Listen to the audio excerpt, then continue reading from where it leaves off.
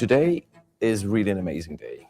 Tiffany and Patek Philippe, who have been together as partners across the Atlantic for exactly 170 years, announced that the final iteration of the much beloved Nautilus reference 5711 would come for a one final round in a highly limited edition of 170 pieces with a Tiffany blue dial and the so-called double signature, the signature of Tiffany & Co.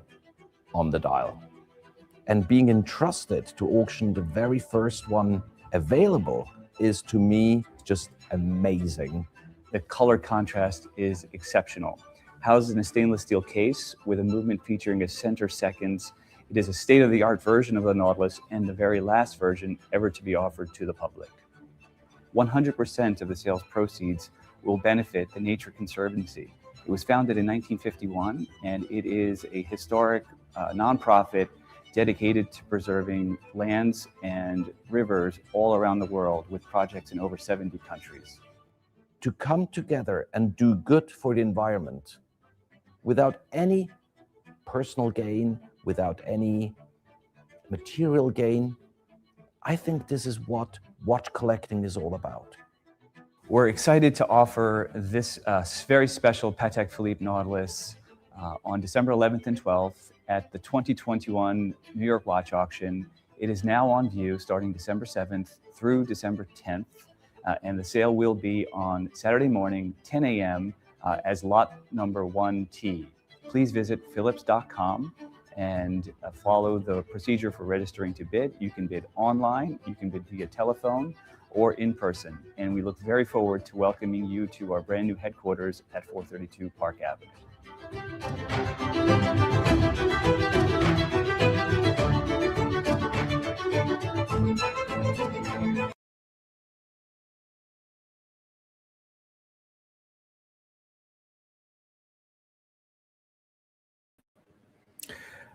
That was then, and this is now, December 2021. I was there in person. I was there in person at the Philips auction in New York for the introduction of the Tiffany & Co. Special Edition Nautilus, the 5711. And here we are 4 years later. And the word at this hour is the relationship is on the rocks. LVMH Watch Week kicks off in Milan. And as the watch industry elite and LVMH executives gather in Milan, Italy, the rumors are starting to spread about the frayed relationship between Patek Philippe and Tiffany and Company, owned by luxury behemoth LVMH. And what we're seeing on the screen here is Revolution. Shout out to Revolution magazine. Revolution's exhaustive coverage, and I mean exhaustive coverage of LVMH week. And to add insult to injury, LVMH's Tiffany & Co. brand launched a watch that looks, at first glance, eerily similar to a Patek Philippe. I don't know what you guys think, but multiple sources and multiple rumors are spreading that the relationship between Patek Philippe and Tiffany & Co. is changing, and changing fast. What does that mean for you? We will provide full commentary and analysis tonight on the special 4-hour program. Okay, it's not, maybe 1 hour, maybe 30 minutes. Everyone remembers December 2021 when Patek Philippe unveiled a special limited edition 170 piece Tiffany and Co. 5711 Nautilus. And the process of allocating that watch may have destroyed the relationship, the 170-year relationship between Patek Philippe and Tiffany and Co.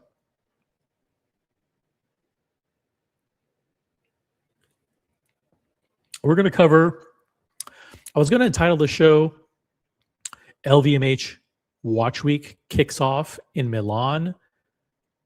Let's check out all the new novelties. But then I thought to myself, who the fuck cares?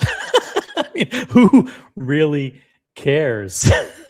I mean, LVMH brands are in the doghouse, pretty much in the doghouse. Wow,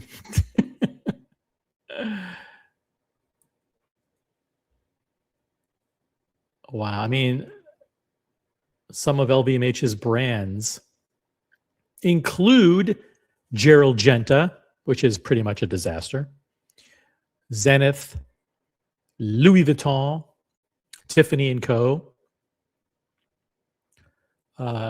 Daniel Roth, Tag Heuer, and Hublot. So all of the, I think there's some more, I would expect more Tag Heuer and Hublot releases later in the week. But today we got our first glimpse of the Louis Vuitton releases, the Daniel Roth skeleton.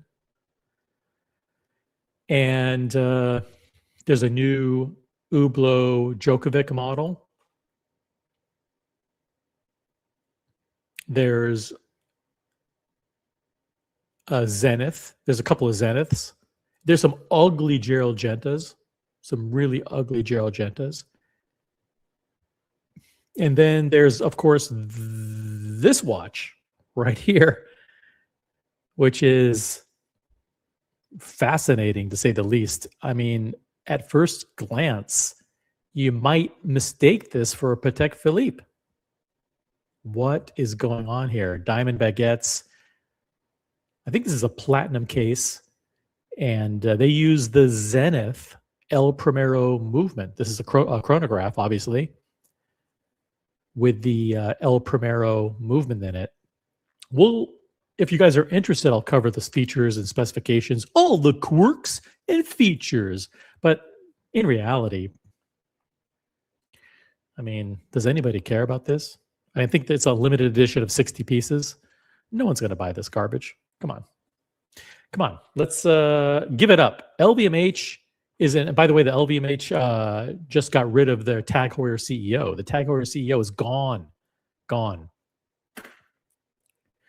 But I think we will take this opportunity to review. By the way, the relationship between Patek Philippe and Tiffany and Co.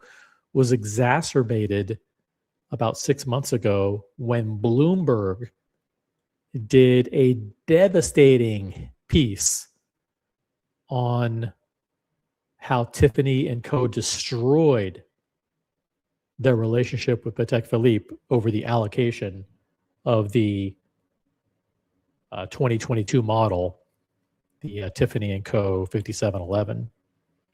And there are videos about this. There's articles. I'll pull one up if you guys want to see it. But first, let's get to the chat. Let's see who's in the chat. Reminder, if you are new to the channel, this is the original OC channel, Smart Watch Talk for the Smart Collector. We do watch talk, breaking news, new releases, watch talk, industry stuff, boring stuff. And we do it with no plan, no schedule, and no preparation. So subscribe, make sure your notifications are set to all. It's an open panel. There's a link pinned at the top of the chat. It says like StreamYard.com, whatever. People are welcome to join the panel. Anyone's welcome. Everyone's welcome back, guys. All the other channels are gone. You notice that? All the other channels have fallen by the wayside. Nobody does Watch Talk anymore. Oh well, you're stuck with me, I guess. You're stuck with me for the next 30 minutes. I feel like we're losing viewers by having this on the screen. Is that true? This is what LVMH does is scary. Scary. I feel like having this on the screen is blasphemy. I need to change things up by showing my Patek Philippe 5212A. 5212A. It's stainless steel. It's got a steel Calatrava cross clasp. Reach for the cross. It's got the beautiful black canvas, the black canvas. They call it black calfskin, actually. But it's like canvas on one side, calfskin on the other. This is the weekly calendar complication. Believe it or not, we're in week 4. Did you know that? Like the week changes on Monday. What the hell? The week changes on Monday of every week according to the ISO 1601 or 1806 standard, whatever the fuck it is. And today is the beginning of the first day of week 4 of 2026. As you can see here, I set, it's now, what time is it? 8:57 East Coast time, which is US time, which is world time. Rocking the weekly calendar. Patek Philippe, reach for the cross. And reach for the crown. 2026, the year of Rolex and Patek. If you don't believe me, you're going to lose out. You're going to lose out. By the way, my advice for anyone who's a Tiffany & Co. customer coming up in 5 minutes. And I've got some advice. I do have advice. Let's see who we have in the chat. We got 7 people watching. All right, we're up to 7 viewers. Let's go. Mathis, who's a member of the OC channel. I'm going to drop a link to the memberships. If you're not a member, that's freaking embarrassing. Come on, guys. Become a member. It's easy. Memberships start as low as $200 a month. Come on, you can afford it. Mathis, member of the OC channel. Let's go. Got Logan Hall, star of Logan Hall's Grill Streams, also a member. Second in the chat. Mr. Tudor to you, hailing from Nashville, Tennessee. What's up, nerds? We will not be discussing Tudor today at all, although it is Tudor's 100th anniversary this year. So there you go. 100th anniversary for Tudor the brand. Does anybody care? No. Ghost of Venus Gambino, member. You know they're a member because they have a star next to their name and their name is highlighted in green or whatever it is in the chat, right? Yeah. Bolded in green. That means they're a member. Those people are special. News that impacts nearly nobody. Actually, not true. Not true. We got, listen, Doc and his watch, Buckley, Jeff. Lots of people are Tiffany & Co. Patek clients.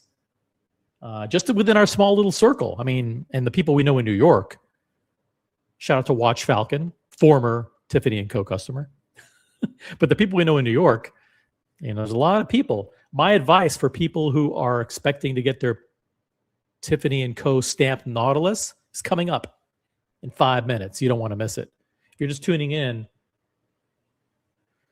buckle up because this is an exclusive topic, guys. An exclusive topic we'll be covering tonight. Hey, speaking of a Doc and his watch, he's in the chat. He's got more Tiffany & Co. stamped Patek Philippe's than anybody I know. This impacts him directly. What do I advise him to do? That's coming up in 5 minutes. Got Tickle My Talk in the chat. What's up? We've got Diego M in the chat. This impacts 5 people. See that this impacts a lot of people. This impacts 5 people that he knows, that he's close with. Got Doc Mick in Florida, also a member. Hello, everyone. Good to have you here, Doc Mick. It's the year of, we're we're bidding on business. We're bidding on business here. We got no Tracks NYC news. Oh, we do have Tracks NYC news. Holy shit.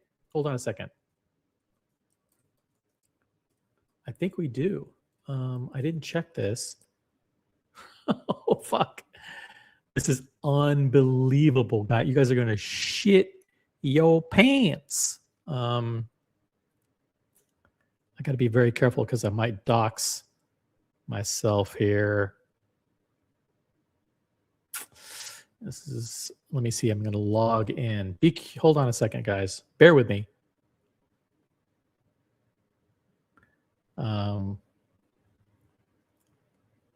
Okay, hold on. Hold on here.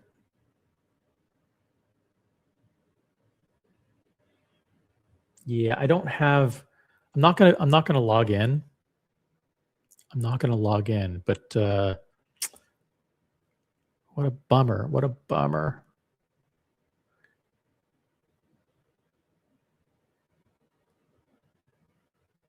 How do I can't even show this. Fucking New York Times and their fucking paywalls. Man, oh man. All right, hold on a second here. I'll show this. Can't even show it. This is the New York Times.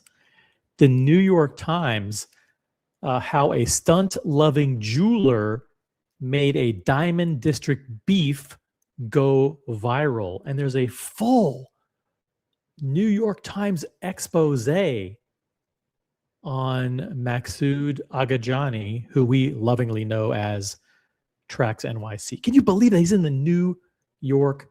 They did a New York Times profile on him. That's crazy. I don't have a pay. I mean, I think I have an account, but you know, I'm not going to log in. Screw those guys. Screw them and their paywalls. When it's free, I'll pull it up.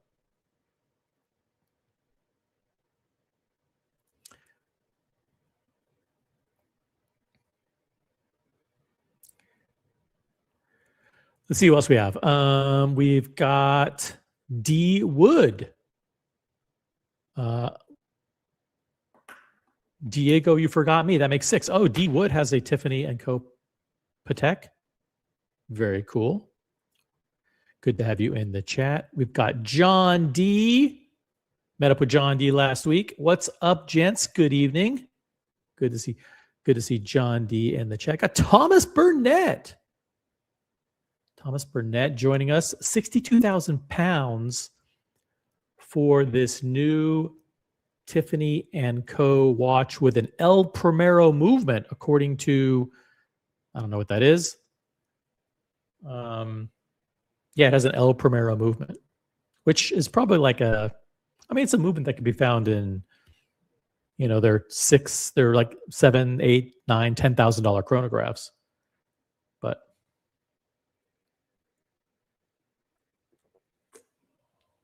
all right, hold on a second. Just got a message. Wow, you guys are good. Wow, am I allowed to do? Can I show this? Am I allowed to show this? All right, here we go. Boom. My audience is the best. My audience is the best. I don't know if I'm going to get in trouble for this. How a stunt-loving jeweler made a Diamond District beef go viral. Maksud Agajani wound up hospitalized after he had a profane altercation with a rival. All of it captured on video. Business has never been better. This is in the New York fucking Times. Can you believe that? Absolutely crazy. And then we have Aussie expat in the chat. Ozzy brings on the fire on the panel. He brings on the debate. He stirs it up. You know, when Ozzy jumps on the panel, you know, people want to agree with him. People want to disagree with him. He brings the action in the chat and on the panel. Ozzy Expat says the lawsuits over the baiting of the 170-piece limited edition 5711 wouldn't have helped. Exactly. There's lawsuits, but also there was significant coverage. In July of this year, Bloomberg did a full-blown expose on the issue. Tiffany's $52,000 Patek watch strategy backfires among elite clients. Yeah, we all know what happened there at Tiffany & Co. It was not good. Not good for Tiffany. They're fucked. How about that? I'll be giving, if you're a Tiffany & Co. prospect or a Tiffany & Co. customer and you're expecting new Pateks with a Tiffany & Co. stamp, you might be waiting until the 13th of never. I'm not saying it's the case, but I think it's a topic worth discussing. Hey, you got the Jorn Identity in the chat. What's up, Jorn? Good to see you. Hope all is well.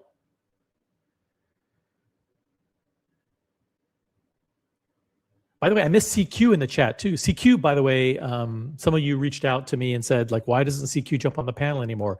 CQ, the watch guy, now went back to work at the 1916 company. So he's kind of under lock and key there. They don't really let him out to do other live streams. But it was cool when CQ used to jump on. Those used to be awesome afternoon streams with CQ, the watch guy. But he's back. He's hard at work now. He's a working man. He's working for the 1916 company. Doc Mick is commenting on this watch with Thomas Burnett. It looks like an Ebel. Is it Ebel or Ebel? Or Ebel? How do you pronounce that? I've always wondered. Like, I know that Sonny Crockett, which was Don Johnson's character in Miami Vice, he wore an Ebel. I think it's Ebel, right? It looks like an Ebel with a color dial and the El Primero. Well, it is an El Primero movement in there. And it's got these diamond baguettes. The diamond baguettes will look a lot like my 5396, right? Hold on a second. Let me pull it up.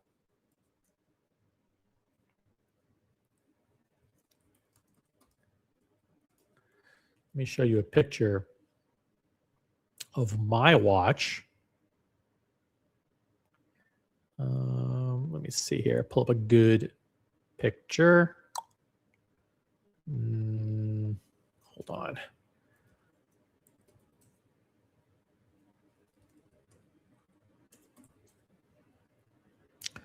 Where is it? Where is it? Oh, I typed in the wrong number. 5396. Yeah, it helps to type in the right number. Let me show you a picture. A nice picture.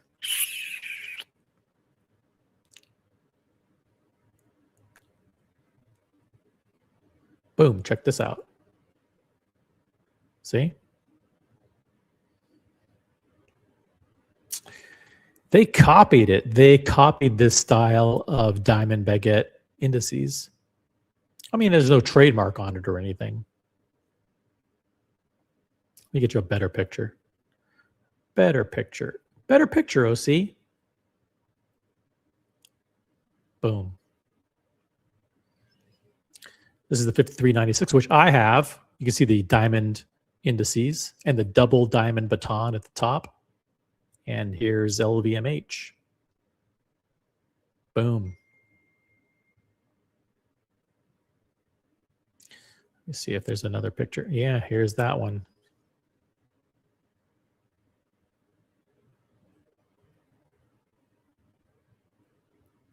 There you go.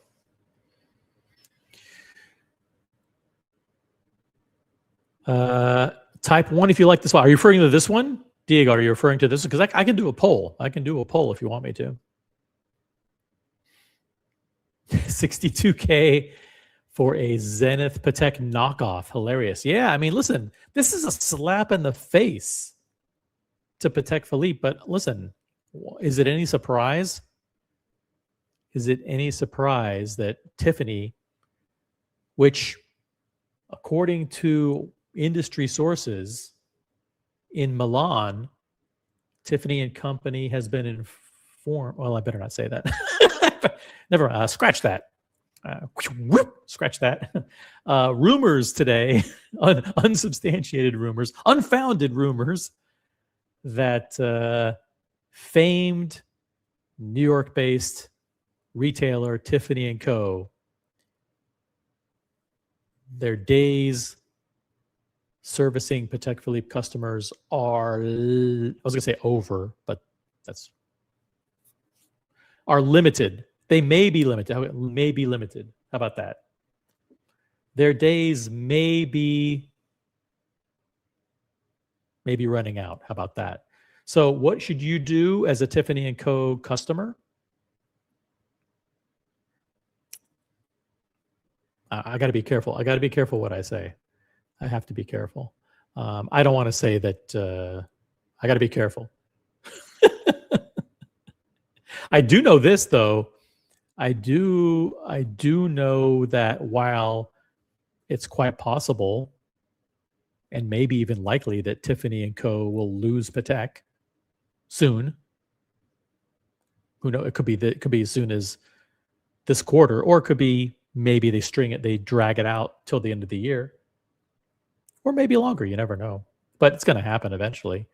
We do know that Wempe on Fifth Avenue is building a 1,600 square foot Patek Philippe showroom on Fifth Avenue, basically across the street from Tiffany & Co. So you can read between the lines. Patek Philippe is doubling down on its partnership with Wempe. Wempe will be the premier destination to purchase Patek Philippe in New York City. I was there last week, and I was briefed by the team there on their expansion plans. They're beginning construction very, very soon, and it goes in multiple phases. The place is going to be under construction for several months, but Patek Philippe will be exquisitely represented in New York City by Wempe. So listen, if you want Patek Philippe, there's probably only one place to go, and that's Wempe. So if you're thinking about starting a relationship, going on the journey, if you want to go on the journey with Patek Philippe, there's only one place you should. I wouldn't start it at certain places, but I would start it with Wempe, because Patek Philippe is doubling down on its partnership with Wempe in New York City. New 1,600 square foot showroom, VIP areas, new displays, everything. So Patek Philippe is the place to listen. Go reach for the cross, reach for Patek, and if you want to reach for Patek in New York City, go to Wempe. If you don't want to get fucked over. We've got Jean-Claude Beaver in the chat. Tiffany stamp owners are rubbing their hands at this hour. What to do? Well, I will say this. If you here's another thing. Here's a benefit. Here is something that's good news for Patek owners of Tiffany & Co. stamped pieces. Your watches are going up. If you own Patek Philippe with a Tiffany & Co. stamp, the value of your watches is going to go up, because the days of Tiffany & Co. stamps on Patek Philippe, those days are coming to an end. That's my guess. I'm just, it's all conjecture. The views and opinions expressed by OC do not represent the official positions of the original OC channel or original The Brand LLC.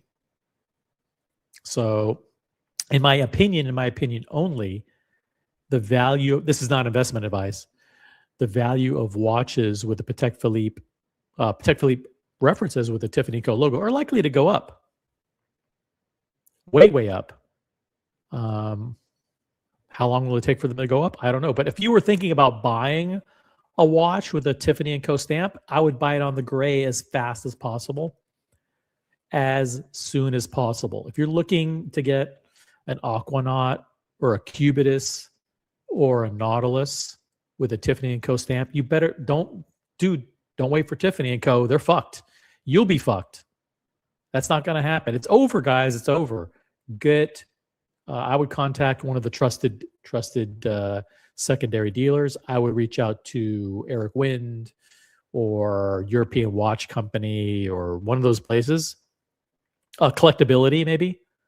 Reach out to John Reardon and tell him OC sent you.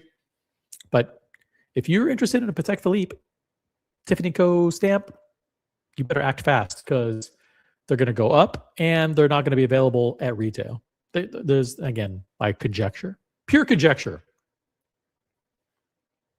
Hey, Jean-Claude Beaver, welcome to the chat. This is the OC channel. You probably know. Like I think Jean-Claude Beaver is on. He's on another channel.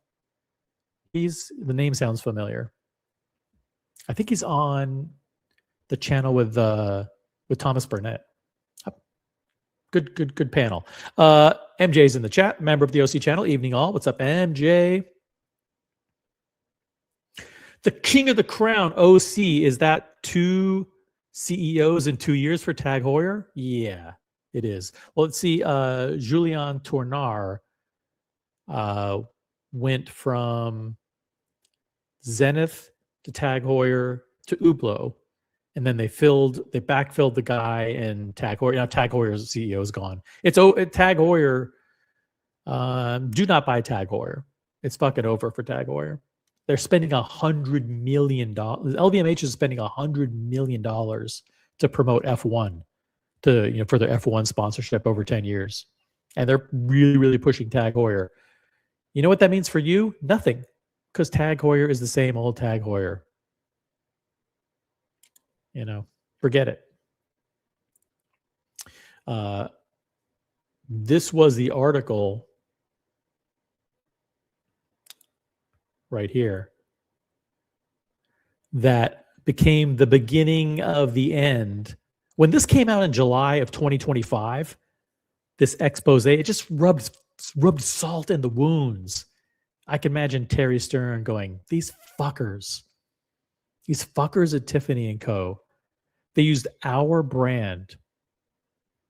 They used the Patek Philippe name to force customers to buy millions of dollars worth of jewelry and promise them our watches. Who the fuck are these guys? Who the fuck do these guys think they are? And that's when Terry Stern probably said, listen, Tiffany & Co., fuck them. We're pulling the plug on these fuckers. We're going with Wempe. That's probably what happened. Is Tiffany going to get schmucks to buy their overpriced chronograph to get a basic Tiffany stamp Patek? The question is, are there going to be Tiffany & Co. stamped Pateks? Vimal? There's no guarantee you're getting anything.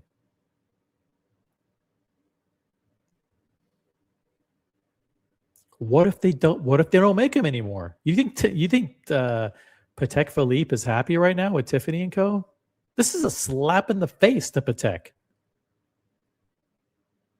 I think they're done. I think this is tit for tat at this point.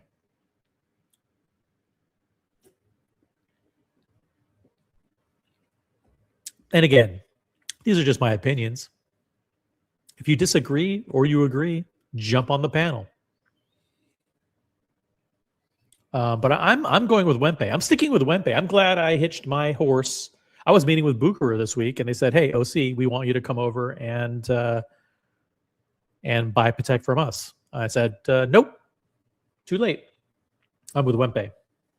So that's where I'm sticking with Wempe, and I'm glad I've hitched my star to them and not to Tiffany & Co. Tiffany Co. is screwed.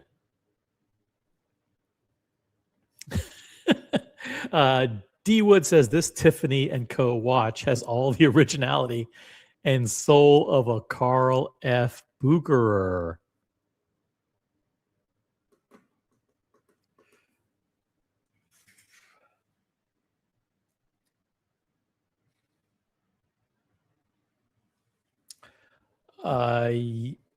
I think Carl F. Bucherer is better than this. Carl F. Bucherer is gone. Bucherer killed them off last year as a brand. But I would never buy. This is shit. I mean, we'll go through all the LVMH releases. The Daniel Roth I actually kind of like. The Daniel Roth isn't bad, but the thing is, you can get older Daniel Roths that are better. John D has a Daniel Roth. Daniel Roth is great, especially their tourbillons, their retrogrades. They're awesome, but you don't have to buy a new one, right? Johnny O is in the chat.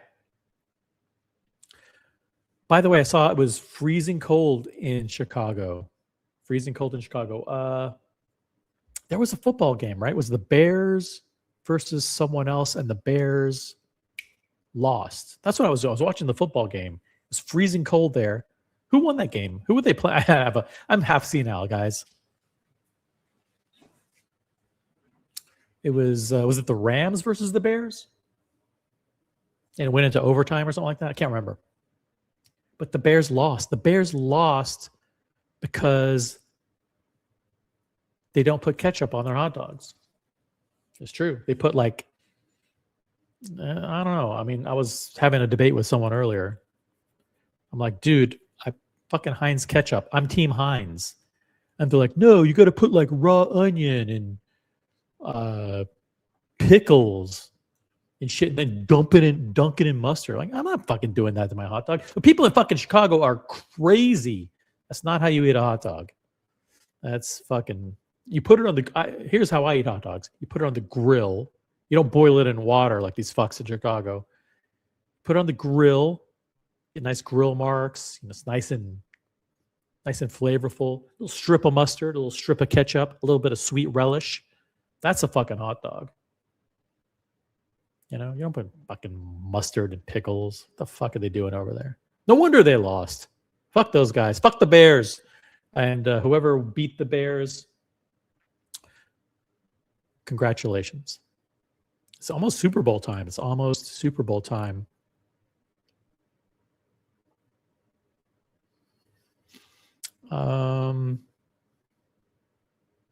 see. What else? What else is going on?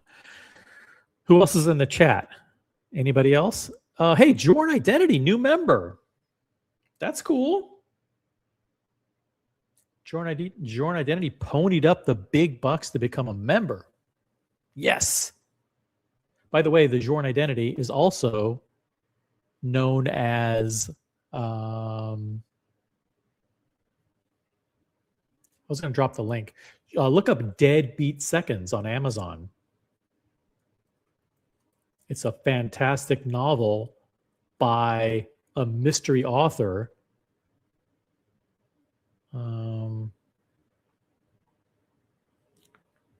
The mystery author known as J.W. Foster, who has nothing to do with the Jorn Identity. It's a completely separate person. J.W. Foster, author of Deadbeat Seconds, available on Amazon now. Really good book. Really, really high octane thriller. High octane thriller. Chris Hopper in the chat. What's up, Chris Hopper? What's up? Hey, Andy Lewis, member of the OC channel, joining us from the Lone Star State. Howdy, y'all. What's up? Hey, look at this. Jefferson Electric. OC stands on business. I'm standing on business, guys. Along with Trax NYC. He's in the New York Times.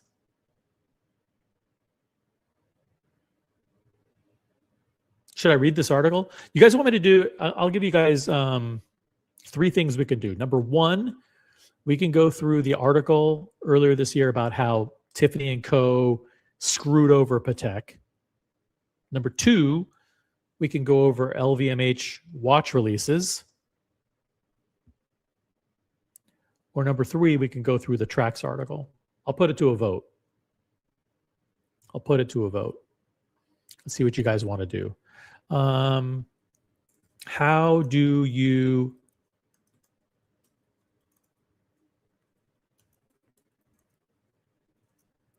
Let's see. Here are the choices. You guys want to talk about Patek and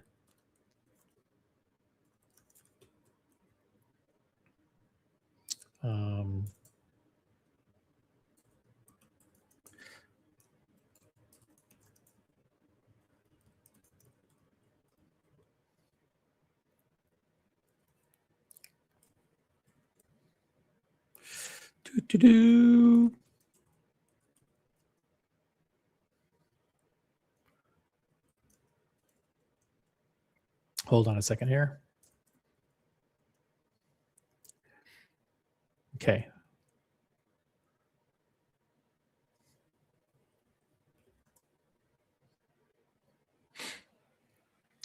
Boom. Poll is live.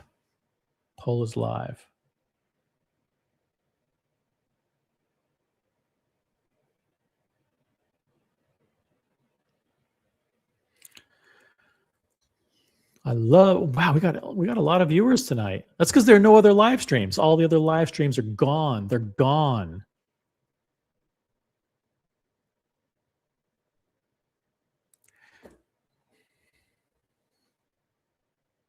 We're here. You're stuck with me, guys.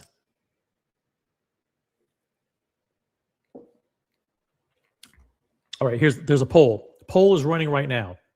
The poll question reads as follows. How do you want to waste the next 3 hours?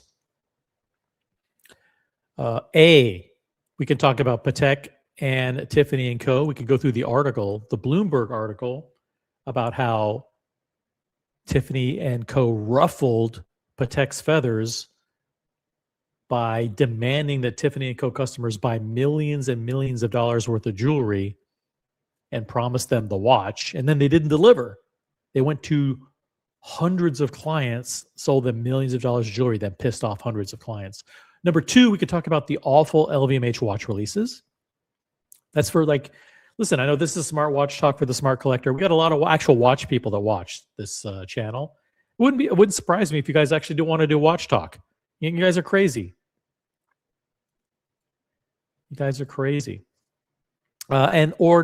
C, more Trax NYC talk. You guys are probably sick of Trax. We could cover Trax, we could cover Patek and Tiffany, or we can review all the this is the LVMH Watch Week, and we will review all its quirks and features. Or we can do that. We can do it. Whatever you guys want to do. Let's get to, how many votes do we need? We got a lot of people watching. We should be able to get at least 25 votes, 25, 30 votes. Can we get 30 votes, you think, in a poll? That would be amazing.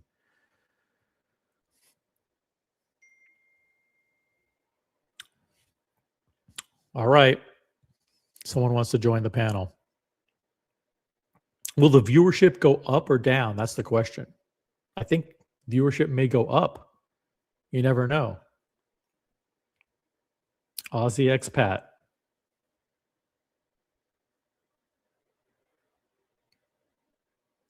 Can't hear you. Hold on a second. You are muted. Yeah, connect your microphone.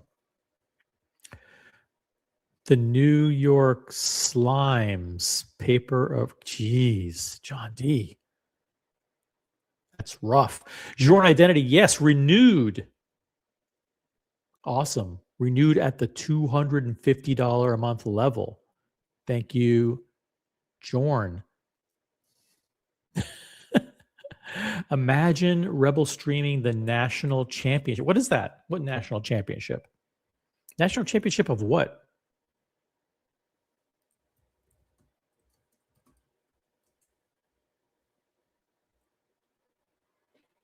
Oh, college football. No, that game's over. That game's over. Maybe it's halftime.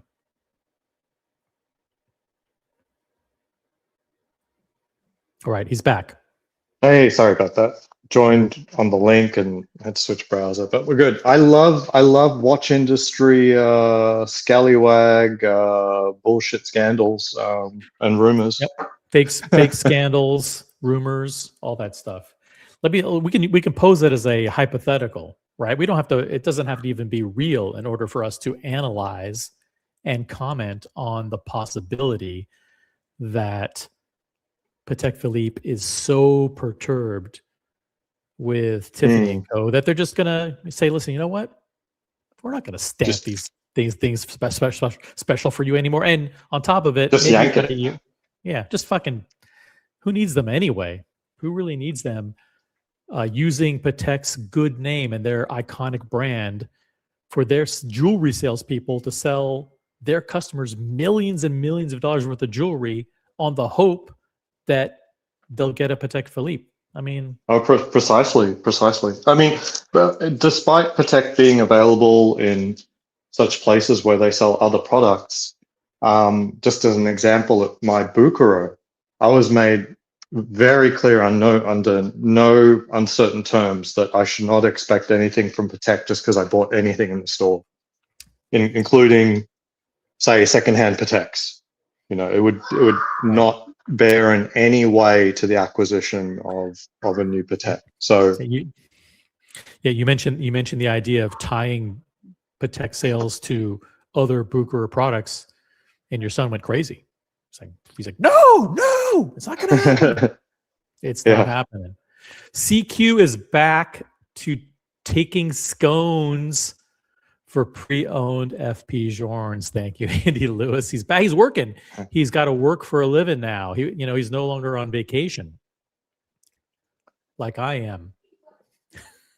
I think Rolex has really taken a leaf out of Patek's book on that. Like, I think they have sort of clamped down a teensy-weensy little bit on auxiliary purchases, facilitating, purchases of Rolexes.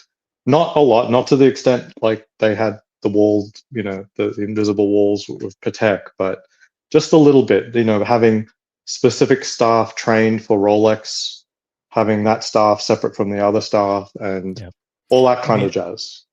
Rolex is pretty much doing that everywhere. They're requiring the people who sell Rolex to be obviously separate from the rest of the people, trained in Rolex. And a lot of times a lot of places they're known as like a Rolex ambassador or Rolex sales associate. And those people can only sell Rolex. And the other people can't sell Rolex. So, yeah. You are right on the money there. It's MLK Day, free CQ. That's right. CQ, come back. CQ, come back. Maybe I'll just call like John Schlermer or whatever the fuck his name is, John Schmerner, and say, listen, we need CQ back on the panel. We need to free him up. Let him, who's going to watch him on, he's going to be, you don't want to be second fiddle to Tim Masso. Have him come over here where he's like the top dog on the panel. He actually knows watches and stuff. Mention OC's name at Wempe to be immediately allocated a 5270. Actually, it's not true. You can get 5270 as your third piece if you mention OC at Wempe. By the way, don't mention, in all seriousness, don't mention me at Wempe. That's not a good thing. Not that I'm not known there. It's just that you'll pretty much guarantee that you'll never get a watch if you mention I think talking about other customers is like probably a huge no-no no matter what. It's one of the worst things you can really do is like, I understand like if you come in and you're friends with somebody, it's natural to like say, oh, I'm friends with so-and-so, but if you do it in a name dropping way, like, oh, my association with that one means that you should treat me nicer, it's not going to work out well for you probably. So you got to be careful when you do that.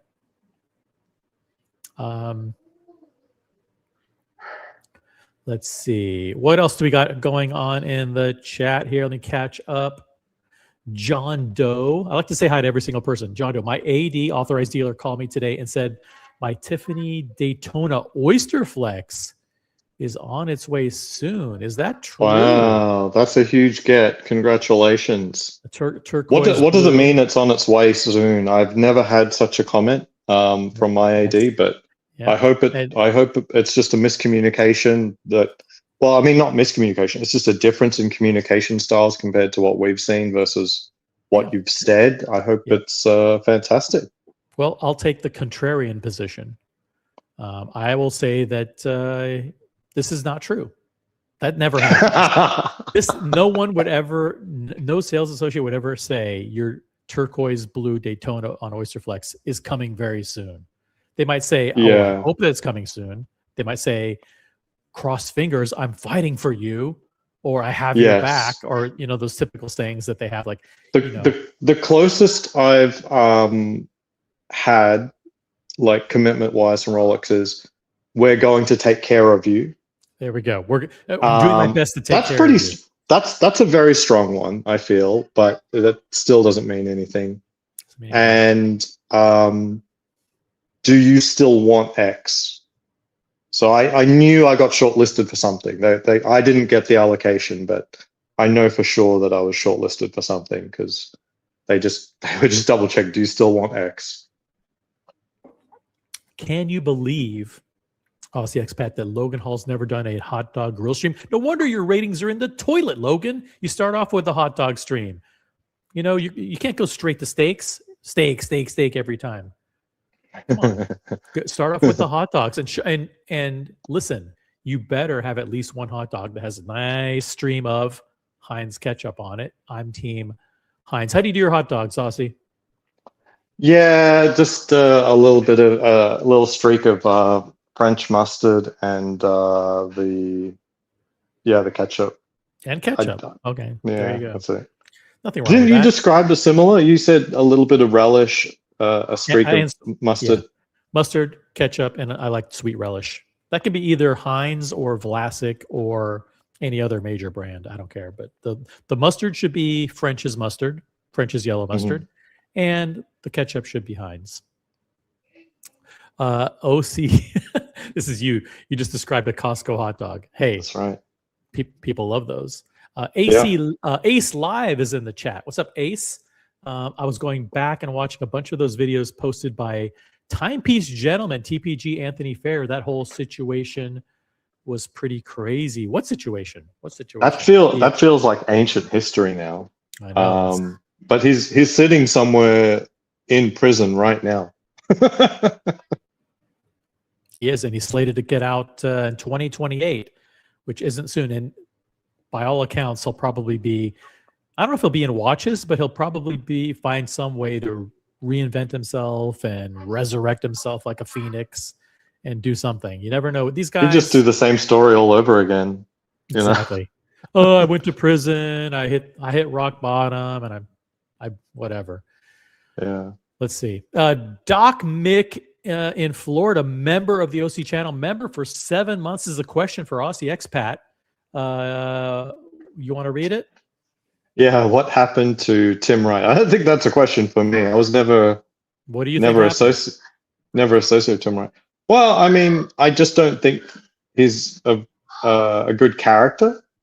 As in, like, as a person, he tries to optimize for things that normal human beings don't. But if you think that's your pathway to success, is like to make sure to always fillet the person with the highest Instagram follow account, you're going to do some things that are going to alienate people. And some of the people that you associate with, rhyming with ocean, will do things that are reprehensible and things you couldn't possibly associate with, and you'll force everyone to associate with just because they've got a big Instagram follower account or something.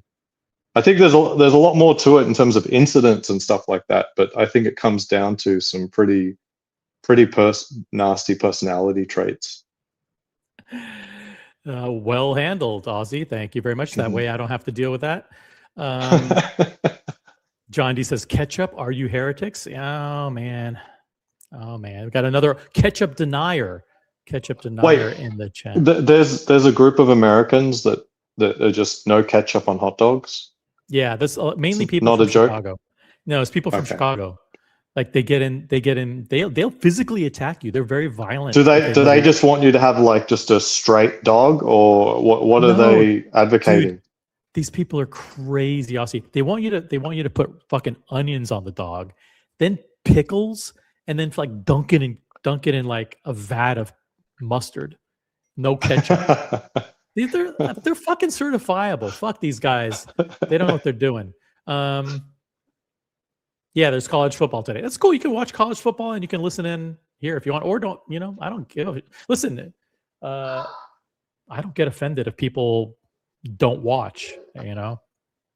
Watch, don't watch.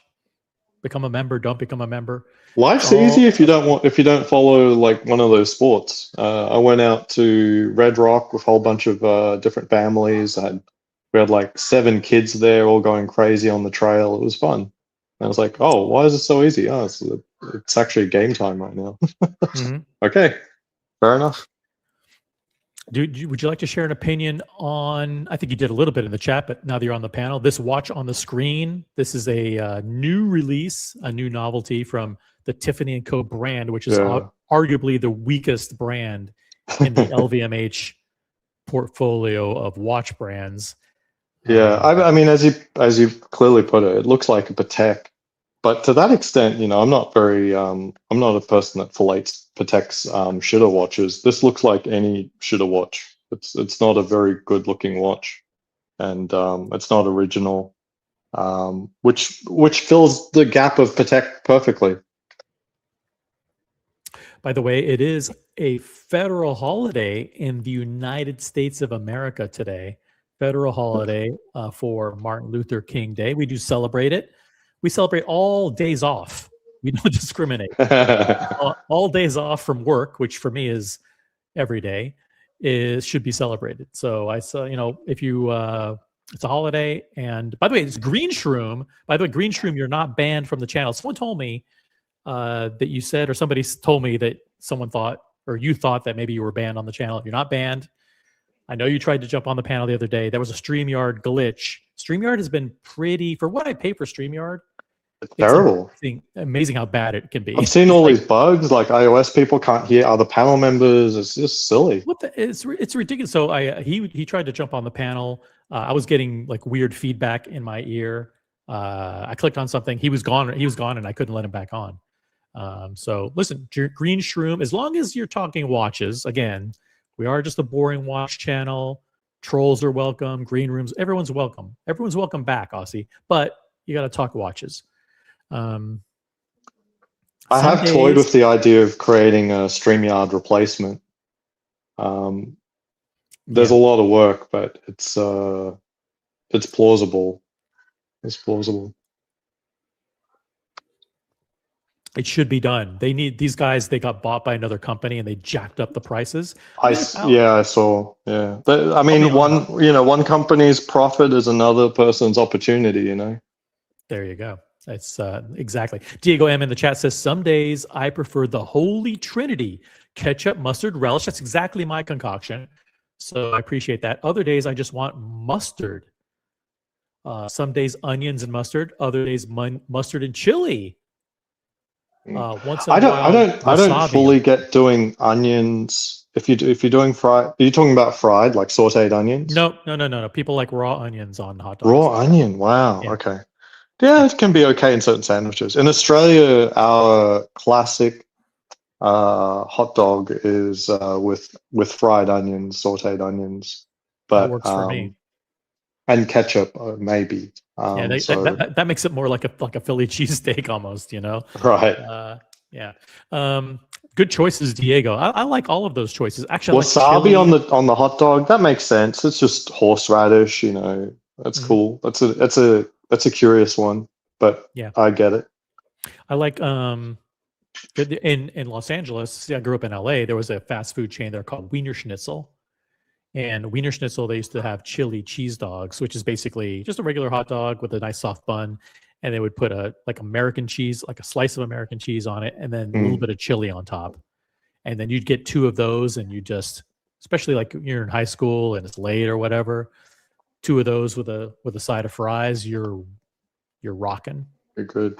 I'm relatively unfamiliar with the chili thing, and I didn't grow up with it. I've had fantastic chili. I don't really get the chili dog. It's sort of the blue balls of enjoying chili because you get so little of it on a hot dog. Ultimately, it's like what does it really? If it's a really good chili, you're sort of missing out. If it's a bad chili, you're probably ruining the hot dog. D. Wood says the weirdest topping I've heard of is celery salt. If there's one thing a hot dog doesn't need, it's more salt. Probably right. I mean, Probably right. Yep, probably right. Thank you, D. Wood, for your comment. All right, so let's see. Let's go to the poll. We have a poll running right now. The poll question is, what topic should we cover next?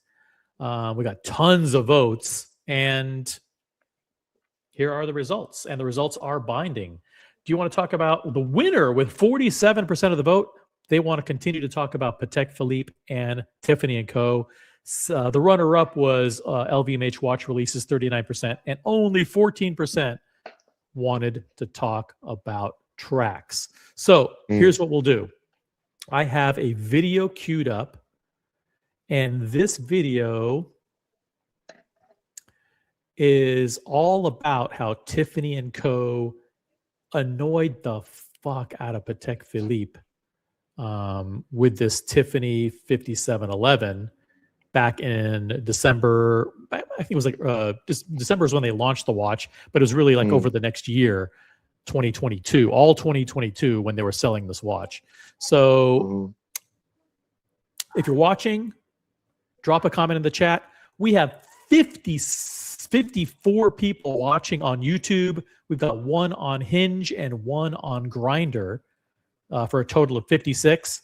If you're watching on Grindr or Hinge, head on over to YouTube because you can't type in comments. You can only swipe on Hinge. At least that's what I've been told. And on Grindr, I'm not sure what you do if you tap or swipe or whatever. Aussie would probably know. Grindr. Well, on Grindr. Yeah. But head on over to YouTube. You can actually interact with the chat on YouTube. Okay, Tiffany, this is I think this is the Bloomberg reporter that actually blew the lid off of this story and kind of ripped open the wound. This was a scab that had healed, Aussie. And then earlier in 2025, she ripped open the scab and fucking rubbed it in Patek Philippe's face that Tiffany did this. Well, I mean, the lawsuits are ongoing, so it's not the door isn't shut. I haven't seen or read any formal complaints or lawsuits from customers who feel like I know that there was one guy in San Francisco who was working with Shreve & Co. or whatever, and he sued, and I think that was settled out of court. But I'm not aware directly. No, I believe there are a few lawsuits on the Tiffany thing on 5711. If you're just joining us, word at this hour is that the strained and frayed relationship between Patek Philippe and Tiffany & Co. is unraveling. Let's put it that way, unraveling. Tiffany, if you think you're going to get a Tiffany & Co. stamped watch from Tiffany Landmark in New York City, you may be in for a rude awakening, number one. Number two, if you have a Tiffany & Co. stamped Patek Philippe, hold on to it. It's probably going to go up in value. Don't sell, or maybe sell and ask for more money. And number three, if you're interested in buying a Tiffany & Co. stamped Patek Philippe, you better buy now, because that's my humble advice. Buy now. Could you imagine if you were a Tiffany & Co. SA in New York City? This is hypothetical. You imagine, and you sell for Patek or jewelry. For both. Nope, I don't think there aren't for both. That's really? If the Patek people are separate from Tiffany & Co. and they hate how Tiffany & Co. jewelry people, which is like 99% of the building, dangle the Pateks out as carrots. So that I see. Well, yeah, okay, let's say the hypothetical. Could you imagine if you were that SA and you had this gullible punter wanting the 5711 Patek? It's like, yeah, you can talk over there, but in reality, allocation's sorted out by this part of this business over here. And you sell this person $2 or $3 million worth of jewelry, on what, 10% commission? They probably have more commission than 10%. That could be like $300,000 of commission on one fleeced punter. You literally can go and buy a Lamborghini on fleecing one punter. 5711 Tiffany and Dial. Yeah, and the first part of what you said would never be uttered. Like the first part is like, oh, like that's handled over there. No, they wouldn't. They would never say that. They would say, listen, they'd call up their client and say, hey, I know you like Patek. You heard about this new Patek they're coming out with. There's only 170 of them. Let me help you get it. Mm-hmm. And here are the rules. You need to spend 2.5 million over the next 30 days on jewelry. And the guy's gonna be like, "Oh, wait a minute! I have a spend of over like 7 million with you guys." And the guy's gonna say, "No, that doesn't count. It starts at zero starting now, and you need to spend an additional 2.5 million in order to qualify. And hey, if you qualify, I got your back. I'll take care of you. What are all those things that you said earlier? You know, like, I'm rooting for you. I'll fight for you. And then they did that to hundreds of clients that they got to spend millions of dollars, and then they never got the watches. Fucked over. All right, let's start with this article. If you want me to stop for any reason, just, you know what to say. You just shout pause, and I'll turn on the closed captioning, the subtitles. We can read along. Here we go. That's the case with a lot of Patek Philippe's and other very high-end, luxury watches that are coveted the world over. This watch was particularly coveted and particularly special. So if, let's say, you wanted to just go in and buy the watch, you couldn't just walk in off the street and say, I love Patek Philippe. I want this very special watch. There were only 170 of them made. You would express interest in the watch, and then you would be told, okay, we'll Tiffany salespeople would tell you, we'll get back to you. And that's because this watch was very highly desired. And so there were many people who were trying to get it. And it was ultimately, as we report, at the discretion of Tiffany executives who ended up getting the 170 watches. And that discretion is really where things got complicated for some of the folks who were argue, at least in lawsuits, that they were longtime customers of Tiffany and spent quite a bit. So here, this is, by the way, that reporter is from Bloomberg, and she wrote the story, blowing the lid on this. And here, they're directly referencing lawsuits that were filed by longtime customers of Tiffany & Co. Who claim that they were offered the watch, or the watch was dangled in front of them, and they were told, oh, you'll get the watch if you do this. And they bamboozled those customers into spending millions of dollars, and they never got the watch. Argue, at least in lawsuits, that they were longtime customers of Tiffany and spent quite a bit of money at Tiffany. What did you find in your reporting? So in the reporting, what I found is that, and I think it would also be helpful if you find it helpful too, just to kind of situate, this. Shout out to Jeanette Newman, U.S. luxury retail reporter for Bloomberg News. This moment. So we have to go back in time a little bit just to understand why this watch was the watch at the time, and why now, even a couple years later, we're talking about it. I'm reporting on it because it's the sale of the watch is still having repercussions today. So this watch that was made by Patek Philippe went on sale in December 2021, and if you'll remember at that time, many people were feeling, flush. We had, extra pandemic savings. Some people still had some money left over from the stimulus checks. A lot of people were buying luxury goods. Demand for luxury goods was going through the roof. That included luxury watches. Some said at the time there was actually a bit of a... This watch on the screen is not the Tiffany and they've yet to show even a single shot of the actual 57 one. They're just using like really bad B-roll footage that they happen to have of Patek Philippe. If Jeanette walked into that new Wempy Patek dealership in a year or two, do you think they would serve her well? Oh, I don't know. I don't know. Why are you? Whistleblowers tend not to get treated well, even when the parties that benefited, encounter them again. It's I don't sort know. of Maybe I'll be shunned. I'll be shunned by Wempe and all ads for my coverage of this topic. Who knows? yeah. Sammy is in the chat. Sammy K. Why would a punter? I don't use that. I don't even know what that means. I'm not sure what that word is. Why would someone spend $3 million on jewelry versus buying a 5711 on the gray market? Well, the first 5711 Tiffany & Co. that sold for over $5 million. Now, it was a piece that went to charity. The proceeds went to charity. I mean, perhaps slow down. I mean, even so, a regular 5711 at the time was trading for about 130K. If you had a Tiffany dial stamp 5711, not the limited anniversary edition, but the 5711 with a Tiffany dial on it, I imagine that would be worth double or triple. Over 200,000 for sure. Yeah, over 200,000 Yeah. for sure. This thing was a limited Tiffany colored dial for the anniversary, 170 limited. So it was exponentially, going to be worth more than any other 5711 stamp. Also, it was coinciding with the 5711 being discontinued as well. Yeah, that's right. Terry Stern had announced that they were going to discontinue the steel variant of the time and date version of the Tiffany of the 5711. And so, as kind of a final hurrah, which ended up not being the final hurrah, they introduced another one after this,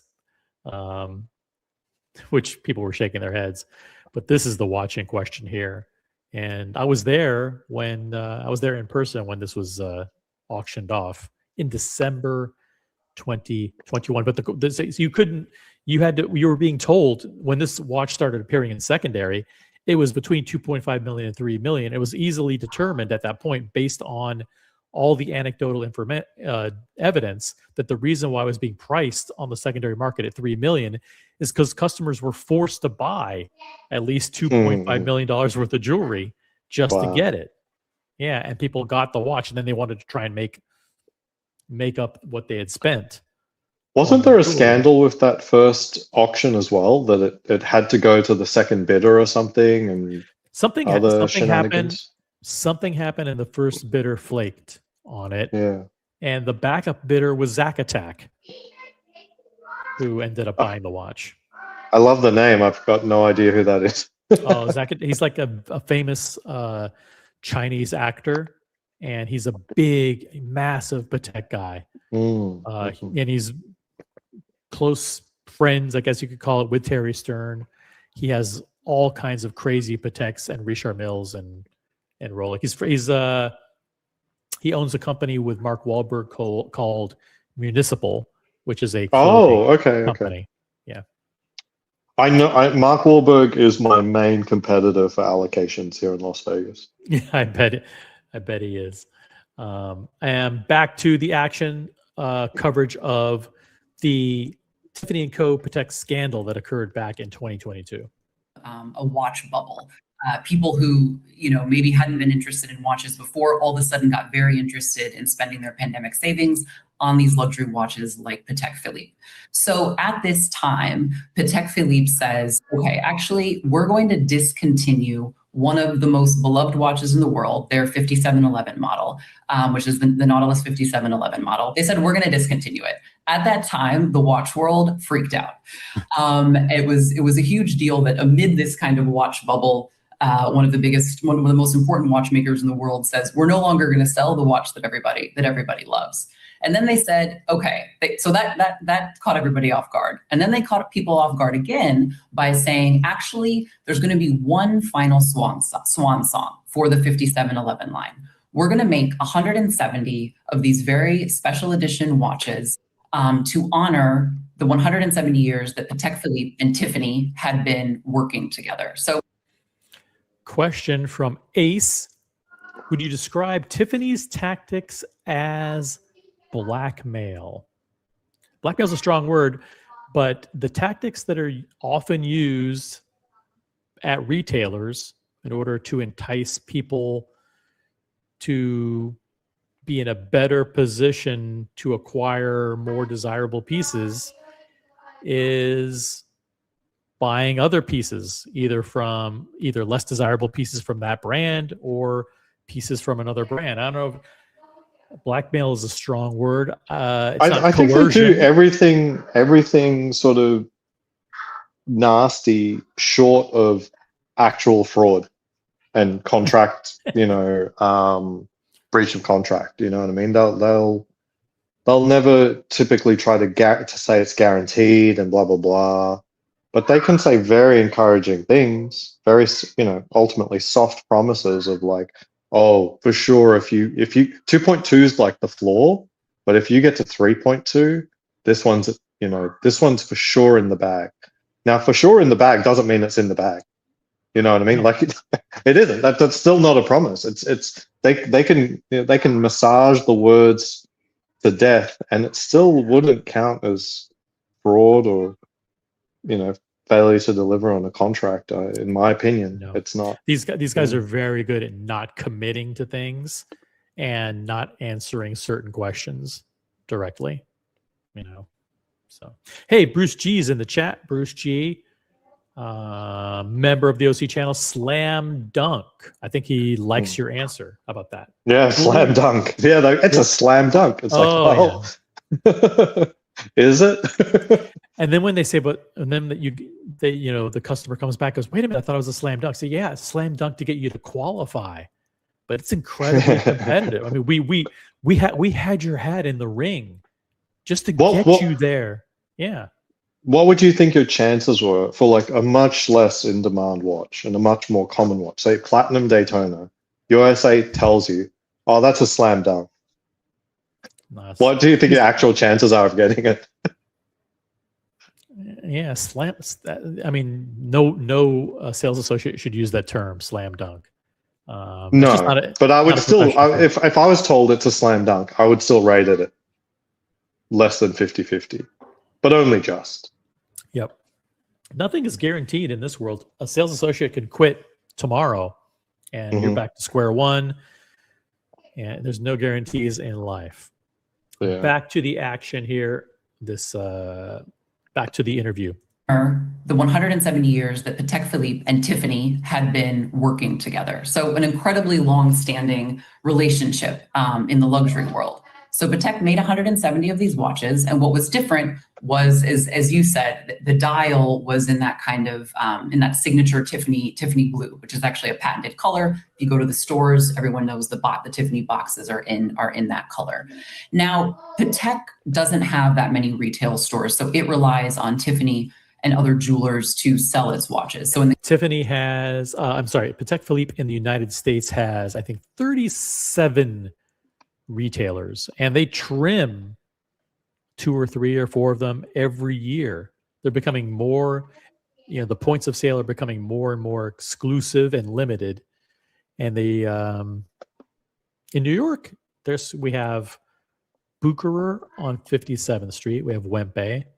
And I think we even have a Watches of Switzerland that's qualified to sell Patek. And then we have Tiffany & Co. So we actually have 4, I think, official. That's a lot to have in New York. Why do you think it's so limited? I could understand having more than one in a city may be unnecessary when you're that exclusive. But like there's lots of big cities in America that simply don't have a Patek outlet. So, and I'm for sure there's crazy rich people in all these places. Like, is there a Patek in Wyoming? I don't think there is. But I mean, no, I'm not joking. Wyoming. I mean, that's where all the billionaires are. Like, if you look at average net worth of people in Wyoming, it's the highest in the country, I think. Around Jackson. Patek recently redid their points of sale map. Let me see here. If you type in Wyoming, nothing even happens, dude. I'm on the Patek Philippe website. Wyoming. There's like it's not even like part of the nothing like United States. Because like that's where all the Walmart family live. You got Harrison Ford, a few other billionaires you've never known the name of. It's You it's can an see expensive here. place. Yeah, this is the map, the United States map, and there's nothing in Wyoming. Let's see what this is. This is Salt Lake City. OC Tanner in Salt Lake City is the closest Okay. to, and then I guess you have this is Kansas City. Kansas City. Wow. Yeah. Yeah, Salt Lake City was actually I was there during summer for about a week or so, Mhm. and it was way more grungy than I expected. I expected it to be like this. The whole city could be a church. You know what I mean? But it really wasn't that pleasant. It felt very much like Seattle to me. You can see here the concentration of Patek Philippe points of sale. You have 9 here on the West Coast, 11 here in the Northeast. You got 5 in the Southeast in Florida, and then you have a few scattered. You have 5 in the Detroit, Chicago area. That's it. I mean, the vast the plains, the Great Plains, and the Midwest are devoid of Patek Philippe. Do they have one in Dallas? Yeah, they do. Yeah, they got one in Dallas. Yeah, That makes sense. They have a DeBoule in Dallas, the one in Houston, and a Lee Michaels in Baton Rouge, Louisiana. But it's interesting, not in Austin. And, there's a lot of people who work for some very, wealthy big tech companies there. There's lots of money in Austin too. And there's like, no presence. The crime says, Andy Lewis, isn't the spend requirement to get an allocation? The crime is varying the amount of spend depending on the client. So that's another thing, is if they're telling different people different numbers, that can also be that's not criminal, but I mean, is that how does that change the severity of the crime? Yeah, I'm not sure. I mean, just the fact that there's a limited supply, that will always be a ranking. You know what I mean? That the cutoff to be number 1, 2, blah blah blah. There will always be a variability in the spend history to arrive at it. And in reality, I don't think Patek even likes the idea that there was a qualification to begin with. So it wouldn't please Patek to hear, oh well, no, we just said 2.2 million for everyone. that wouldn't soften the blow. Yep. Thank you, Andy. Let's see. Sadly, says Psych Student Minnesota, our Patek authorized dealer, along with one of our Rolex ADs, closed in Minneapolis early last year. Well, Prince isn't alive anymore, so no more Patek Philippe for you. Back to the video. Many retail stores, so it relies on Tiffany and other jewelers to sell its watches. So in the case of this blue dial watch, it was Tiffany that was tasked with selling the watches. And as you said, that's where things got a little bit complicated. So there was basically Tiffany executives realized that there was so much demand for these watches that they could encourage clients to spend between $2 to $3 million on jewelry in order to even get a shot at buying the watch. Well, that's a specific accusation at the executives. Yes. Do you think she literally meant executives, or because it had to come from upon high, right? I mean, no, the sales team doesn't say, okay, guys, let's get together and come up with a number of what the spend has to be in order for people to get the watch. It has to be sales management. It says, listen, hey, guys, the people in our Patek group they're getting a new watch. We got 170 of them. 32 of them are going to like VIPs or whatever, but there's like 140 left. We're going to sell them to clients. Here are the rules. Yeah. Could you imagine like where these people are now? Now, probably all of these sales managers or store managers involved have collected their bonuses You and think? have probably left Tiffany many years ago. And think? Tiffany is now still dealing with this. Yeah, for sure. I mean, Why? even why? my booker at the time, there isn't a single person from management from that time period that is still working for the company today. I think there's. I would venture to say that they're still there. That the sales associates are still there. They did their job. They sucked the money. I mean, from in their perspective, they sold jewelry to customers who wanted to buy jewelry. You know, no one. And the good ones never promised anything. The good ones just hinted and intimated. Right. You know? I think. Well, the thing is, like Rolex comes down way, way, way, way harder and faster on this kind of thing.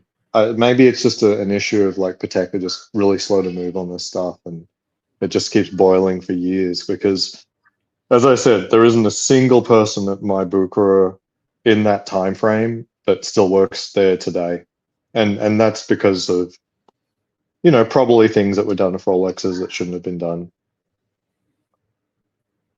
Bruce G says 2 million is a whole lot of Krispy Kremes. Yeah, you're blowing your Krispy Kreme budget on jewelry at Tiffany & Co. Yeah. Jem Patek in the chat. Jem Patek is a member. It comes down to, and Jem Patek has Patek, by the way. It comes down to how good your relationship is with the authorized dealer at the end of the day, bro. Regardless of spend. Yeah, but spend is I don't believe that. You don't. But I'm not like, you know, I've gotten things that I feel like I probably shouldn't have. But when we're talking about this level, this was 100% money game for sure. This wasn't just we're going to fleece these people for 3 million and then we're just going to give it to someone who's you know, just walks into the door next. Like, yeah. For sure, the person who spent the most still got it. It's just that there's a whole bunch of people who thought they were qualified, never got it. Dude, imagine this scenario for a minute. Just think about it. You have a customer that spends $1 million on Tiffany jewelry last year, and they're one of Patek's most loyal customers. Like they're buying grand complications for $200,000. They're buying women's gem set pieces for $200,000-$300,000. And they're a continual loyal spender at Patek Philippe every year at Tiffany & Co. Hundreds of thousands. And then they get told this special edition Tiffany Nautilus comes out, and they're like, hey, you know what? I'm a really, really nice customer. Do you think I could get one? Yeah. And they're told no, because we have to allocate those to the people who are spending $3 million on Tiffany jewelry. Yeah. Now, you imagine as a loyal Patek customer, how fucking infuriated you would be. I think that there's going to be, like, amongst this group, there's going to be someone who probably deserved the watch just looking at their spending, and yeah, they buy a lot of Pateks as well. And they probably deserve that allocation. But, you know, their spending is like in the hundreds of thousands of dollars over years. Exactly. Not millions. But then this thing comes up on the chopping block, and they've worked with an SA for years, and they get told blah blah blah, you know, it's time to, you know, put the pedal to the metal because, you know, we can make this work. You would believe it potentially. And such a person may put everything on the line to try and make it happen. And imagine even Aussie, if you did spend millions with Tiffany & Co., and you were a loyal Tiffany & Co. customer and a loyal Patek customer, and you thought, you know what, I think I really deserve this, and you're told, yeah, you know what, you are a great Patek customer and a great Tiffany & Co. customer, but we want you to spend $3 million more. I mean, the hubris, can you imagine? We like you, and you do, but you don't qualify. Our requirements that you spend $3 million more to show us how loyal you are. Yeah. Yeah. Boxer fans in the chat agree with Jean Patek. So many people are convinced it's all about the spend. In my opinion, that is incorrect. Relationship means as much or more than spend. I'm not disagreeing in general, but what was outlined by what happened here with the 170 is the next level of screwy. Like at the bottom end, there are people who will spend a lot of money and the SA hates them, but they've spent enough that they're just going to throw them the bone that they want. In the middle, hopefully there's relationships where it's a combination of some spending, but the relationship is genuinely good. They genuinely would be happy to see you happy. They took both groups of people and just said $2.2 billion on the table, please. That's my understanding of the situation. It's from the lawsuits and just millions and millions of dollars. Like, you don't need millions and millions of dollars of spending to be a heavy Patek collector. You could get so many Pateks for $1 million. It's ridiculous. Yeah. Like, or like 4 really, really, really heavy hitters. Yeah. They're heavy hitters. Can be picked up in secondary for much cheaper. So the fact that you're spending directly with Patek or their authorized dealer to buy new should already qualify you for heavy hitting pieces. By the way, Boxer, I don't know if you know this, but Boxer I believe Boxer is a super likable person because Rolex, for the most part, they didn't do a perfect job, but they did a fairly reasonable job, at least in the later rounds, allocating the Daytona Le Mans to customers. Oh, nice. And Boxer is someone who got a rose gold variant of the Daytona Le Mans. So wow, congratulations. We know people who got the white gold version and the yellow gold, but Boxer got the rose gold version. Yeah, I agree with you. As best as I can tell, Rolex have done an excellent job in the subsequent allocations for that watch. The first round, sure. first round, not so much. Yes, first round, we've heard of weird stuff, and they went straight to market, And some of them started popping up in secondary, and Rolex like, what's going on here, guys? Fuck you guys. We're gonna review every single application, and we're gonna talk to every single person who wants to get this watch. And Boxer, I'm not sure if you can corroborate that, but from what we've heard, Rolex was much more actively involved and in scrutinizing and making the retailers scrutinize who was getting the actual watches. This wasn't, like, just you had a loyal customer or whatever, you're going to give them, it had to be a lot tougher than that. And I think the people who, like, I'm a weird person who thinks, like, if you're going to offer somebody the Le Mans, it should be someone who's like really into cars or someone who's really, really into racing. So you can think about the 2 or 3 things that someone who's really into racing might do or possess, or some of their character traits, right? So like what kind of cars do they drive? Right. Yeah. I'm only into sim racing, so I've never even tried for the Le Mans. Yeah, but like if you say like, hey, I'd like a rose gold Le Mans, and listen, I've been in the Sienna. It's a nice vehicle. I'm very pleased when the Sienna rolls up. If I've ordered an Uber, if it's a Sienna, I'm happy. It's a sweet ride. It fits the car seats well. But if you don't have like a GT3 RS or multiple of them and a Ferrari and or a Lamborghini or a McLaren or something, like, shouldn't you probably not ask for that watch? Or maybe like you can ask, but like, shouldn't Rolex say like, hey, show us some pictures of you, doing some some Formula One. Well, I think what matters to me, I would hope that it was more motorsport. Like, it's not like because every sort of upper middle class schmuck has a GT3 RS. And for sure, the Le Mans watches are more rare / exclusive than GT3s. I would hope that they're really just looking for people who have a passion for watches and racing. So they could be doing like Miata Cup car or something like that. I would respect that allocation for sure. Exactly. Yeah, that's fair enough. By the way, if you're a douche or a loser that has a GT3 RS in the chat, jump on. I didn't say that it's that it's causal. Boxer says, I believe that's why it was taken quote unquote off catalog. Yeah, it was on the website as part of the official catalog, and then when by the way, my understanding is that the white gold, the yellow gold, and the rose gold are all available. They're just all off catalog now.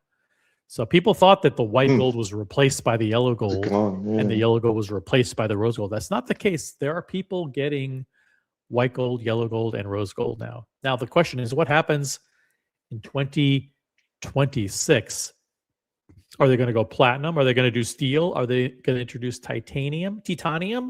What are they going to come out with a new variant of the Le Mans? We're not doing Rolex speculation today, but I was on a call earlier today. We talked about 50 things Rolex could do. It's always the simplest, laziest things because we've gotten used to that from Rolex, but there's no shortage of hundreds of little things that they can do that are easy and lazy that can get people riled up about any particular collection. What's this? Shocking. Just to extend this like one more beat. What's the significance of it being in catalog or off catalog? Like, I know what it literally means, as in you won't find it on the website, but what is there any further significance to that? They might have technically different allocation procedure or process to allocate an off-catalog piece. It might have to go to a certain level, either at the retailer, or it might require a Rolex district manager to know about the sale. I'm not quite sure, but because there's a lot of off-catalog that they just struggle to offload, and they're just trying to find any person of a pulse to buy, and I can't imagine that that's a better allocation process than what we've seen from the Le Mans. Yeah, I mean, they have a lot of interesting off catalog pieces, like you just said. I think I was offered, in 2022, an off catalog gem set Yachtmaster. Yeah, on these Oyster kinds of Flex. things. Like a Yachtmaster with a diamond pave dial or something like that. It's 100 at 113,000. I'm like, extra special date justs. I remember a Pearl Master back in 2021. These things existed. Off catalog didn't mean they're all good. Just because it's off catalog doesn't mean they're allocation pieces. Exactly.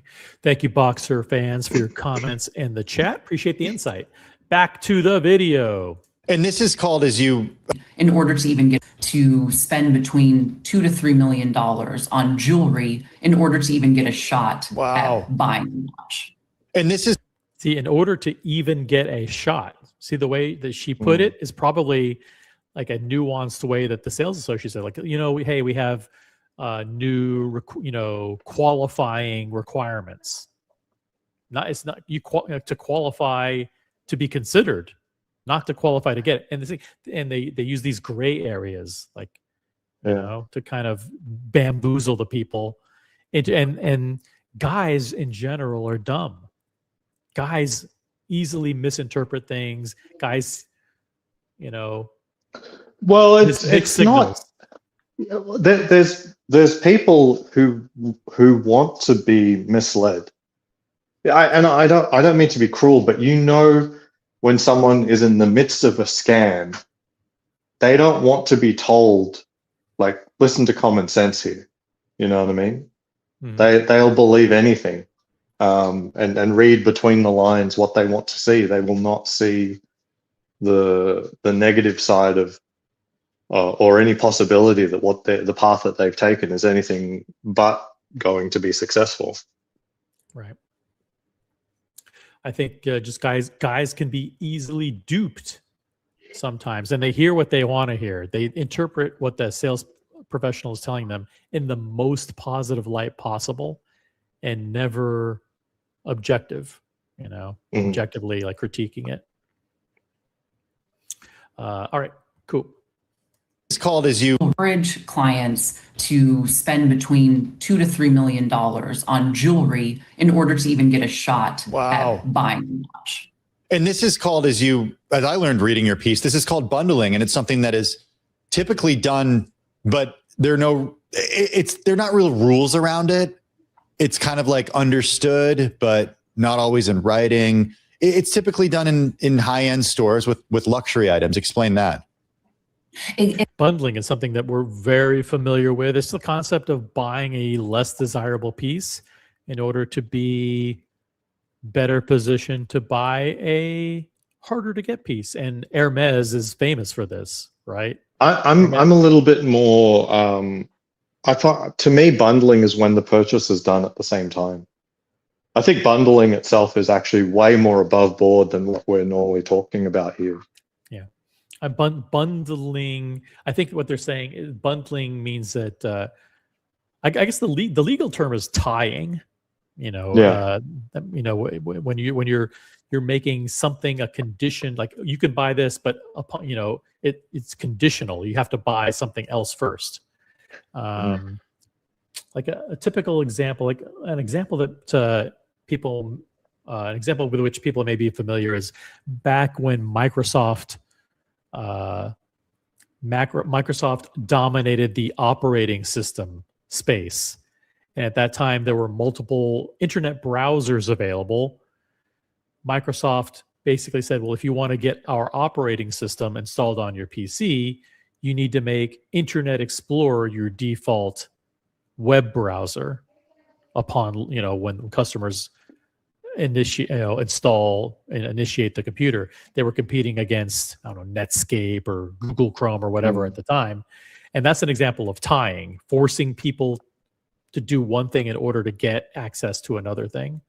Something that is illegal, by the way. But bundling, it could be at the same time, but I think what they're basically saying is like an agreement to buy multiple things, loosely put.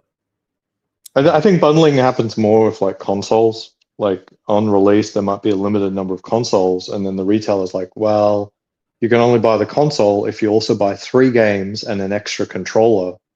And these are things that maybe you didn't really want to buy. That's literally called a bundle. It's literally called a bundle, Yeah. And I'm not talking about like bundled game, like there's literally a bundle by the manufacturer. We're talking about stores who only have a limited supply, and they set these extra requirements to get hold of something that they actually do have in stock. Yep. And how do they tell you that? They just say like these, you got to buy 3 games in order to get it. They've been pretty upfront usually, but I think in some countries the practice is actually illegal. But I don't know about America. Got it. All right, here we go. Typically done, but they're not real rules around it.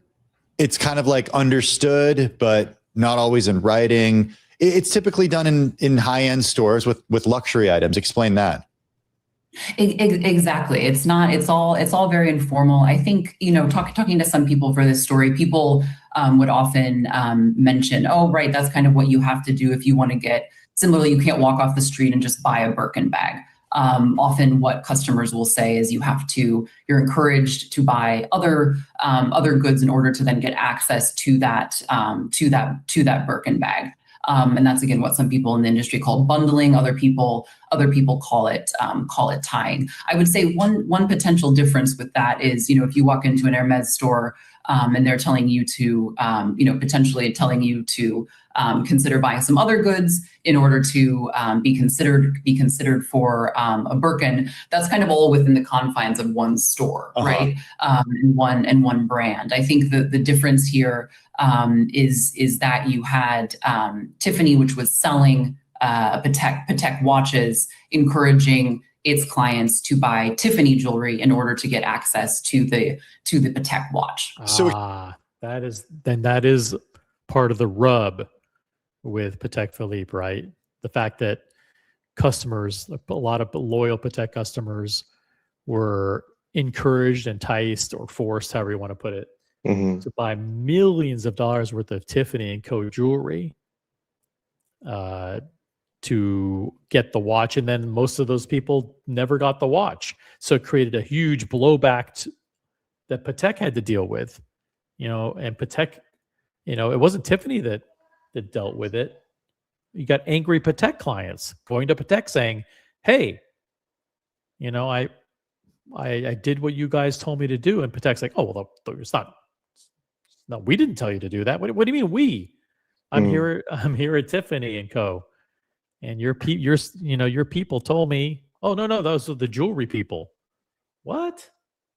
This bag looks like it's got hands and is smiling at me. That looks like a crazy bag. It does. I mean, technically it has a hand, it has eyebrows and hands and a smile. This is the ugliest Birkin in the history of Birkins. I think the difference here is that you had Tiffany, which was selling Patek watches, encouraging its clients to buy Tiffany jewelry in order to get access to the. So here, Johnny O says, if you listen closely, she says clients were encouraged to purchase, leaving that wiggle room instead of saying that they were required to. But basically, yeah, they were incentivized, encouraged, cajoled, whatever term you want to use. They were basically told, like, hey, people who are going to be allocated this watch are going to be the typical customer profile. Here's how they do it. They say, what I really like that watch. What is it going to take in order to get that watch? Well, a typical customer might have spent $2 million last year, and their profile might have $3 million worth of jewelry purchases this year. That's what the typical profile might look like. That's kind of Patek SA training right there. Yeah. Like they go, to get a watch with a bracelet, typically that's a customer's third or fourth watch. Exactly. But typically, But beware, not everyone that gets 3 or 4 watches gets a Nautilus. No, it's not everyone. Like they won't even tell you how many get a Nautilus after those 3 or 4. It's like no, they just don't get them. It's like, not our problem. Shout out to Jonathan Smith in the chat. What's up? We got not Patek Material, who he was Patek Material at one point. He had a Patek, and then he doesn't have one now. And Elda Sense, what's up, Elda Sense? Good to have you with us. We have still over 50 people watching. I can't believe it. I have 50 people watching this lonely little boring watch channel. Back to the action. We'll back it up just a little bit. That you had Tiffany, which was selling Patek watches, encouraging its clients to buy Tiffany jewelry in order to get access to the Patek watch. So explain the alienation of some customers, these wealthy customers who expected to be able to buy this watch after spending money at Tiffany, but according to your reporting, ultimately weren't able to do that. Right, and there was definitely some frustration based on our reporting, based on sources that we. There might be a little frustration, guys, a little bit of frustration from some of the customers who spent $3 million on top of what they normally spend, and were told that they were going to get the watch and they didn't get it. There may be a slight frustration among some of the customer base as a result. That we talked to with the sale of this watch, and I think one kind of specific element that might be interesting to listeners is there was a charity auction of the watch in December 2021, and the watch went for a staggering $6.5 million, which is about 100 times its retail value. The watch itself only, obviously a lot for so many of us, but the watch itself only cost around $53,000, and it sold for $6.5 million. That initial sale fell through. The watch ultimately exchanged hands for $6.2 million. Still a lot of money. People who were interested in the watch saw that sale and said, well, this is a no-brainer investment. If I Oh, that was genius. Genius to take the first one and put it up at a charity auction at Philips, and Yeah. it yielded a huge result. And it just, among those Tiffany customers who were very financially astute, Yeah. they saw I dollar signs. They saw dollar signs. I love who used the no brainer there. I love that. I don't remember where I got this key piece of advice a very long time ago, and that is whenever someone says no brainer, it's probably anything but. It just, that term comes up all the time, no brainer, but like have a deep look before someone says no, because what they're saying is you shouldn't think about it. Don't even think about it. Don't even look. Don't even think about it. It's like, no, you should Yeah, probably think about it. but I mean, there's sometimes where someone says no brainer and it's actually accurate. Also, if I say, hey, you got the call for Panda Daytona, isn't that a no brainer? You got to buy That's it. a Right? no-brainer. It's a no brainer. It's a no brainer. We got Vamal in the chat with a flamingo blue highlighted comment. $2 Canadian. Guess who else does that?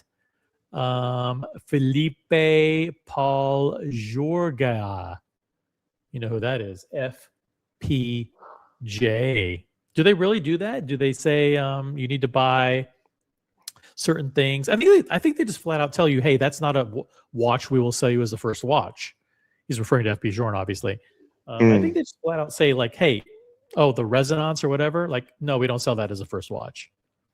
And you have to, this one is probably likely to be your first watch. I don't know. Like, I don't. And that's what Patek say. You're talking about auctions. Okay, auction. The auction setting the price. Okay, got it. Thank you for clarifying. Yeah, they don't. I think FP Journe doesn't like.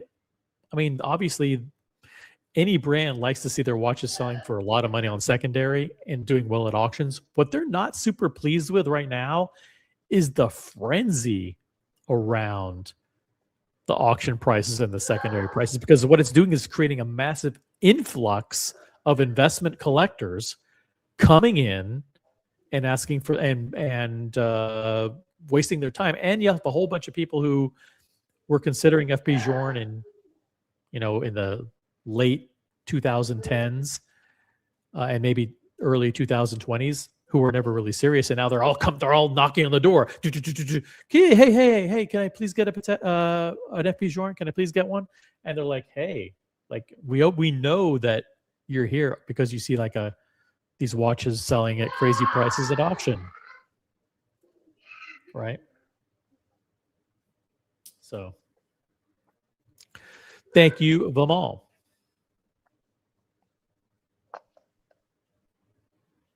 hands for $6.2 million. Still a lot of money. People who were interested in the watch saw that sale and said, well, this is a no-brainer investment. If I can get access to something that costs $53,000 and then potentially sell it for the market is showing that there's demand of up to $6 million. Well, that seems like a no-brainer investment. So what some of our sources said is that some people, again, saw that as a no-brainer investment and said, okay, well, if I'm being encouraged to spend $2 to $3 million on jewelry, that might be worth it because I think that I can resell the watch. Now, the thing about that auction is, that was actually kind of brilliant, because it not only encouraged people who actually legitimately wanted the watch, but it created an influx of a whole bunch of Tiffany & Co. buyers who didn't like the watch or didn't know anything about watches anyway, and spent the money because they thought they were going to get it. I mean, who knows how many people they bamboozled?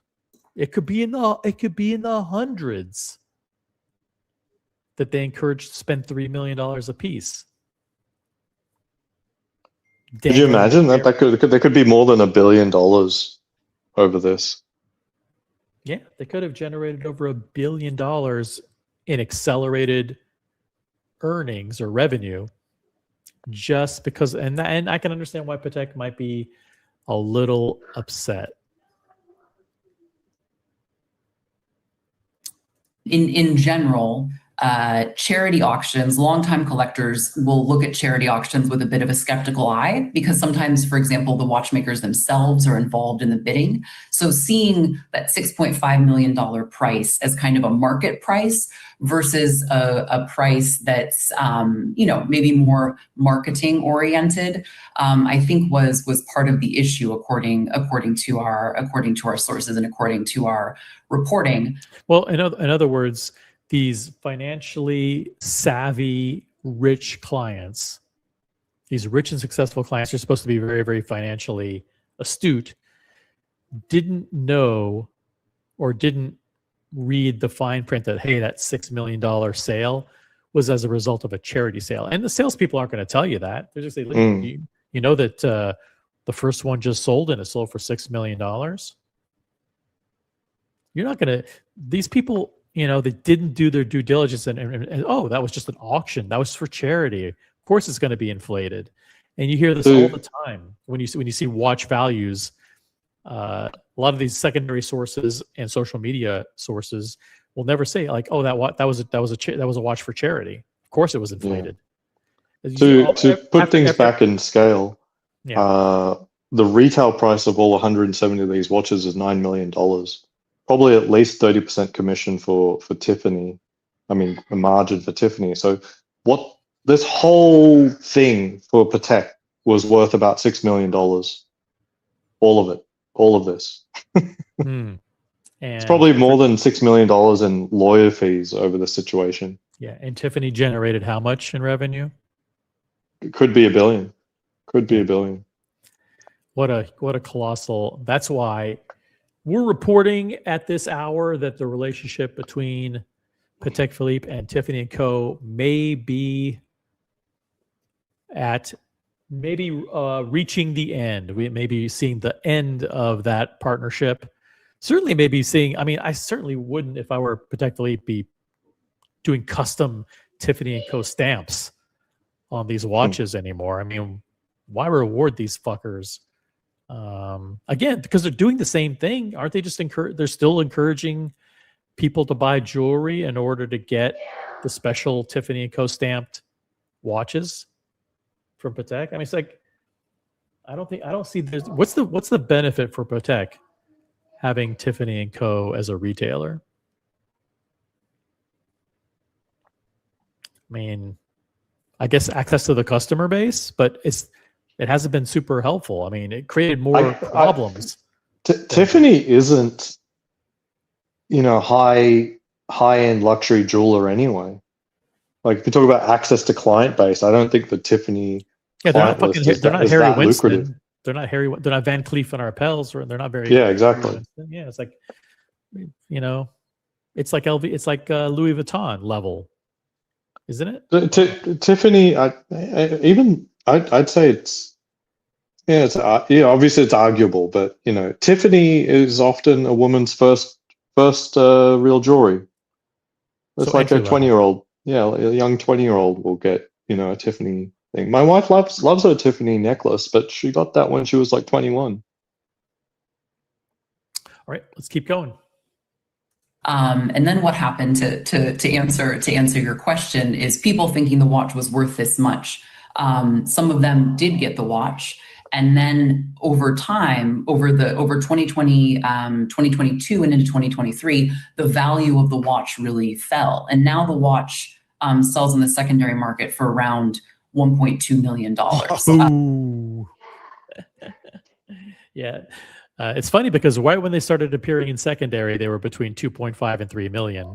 Yeah. And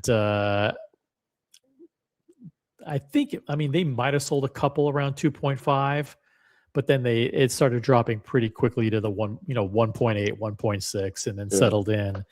Or in 2025, this probably being around said, 1.2 million. this whole thing happened at the very peak. I mean, this was really, in my opinion, jump the shark moment for the entire watch industry. This was like the frothiest peak is the Tiffany 5711. Yeah, amazing timing. What incredible times, 2022, the peak of the market. Mm-hmm. Into 2023, the value of the watch really fell, and now the watch sells in the secondary market for around $1.2 million. What do you think? What do you think of it as a watch that, like, what do you think of the watch and its current value? Do you think it's a $1.2 million watch? If I had a lot more money, I would consider it.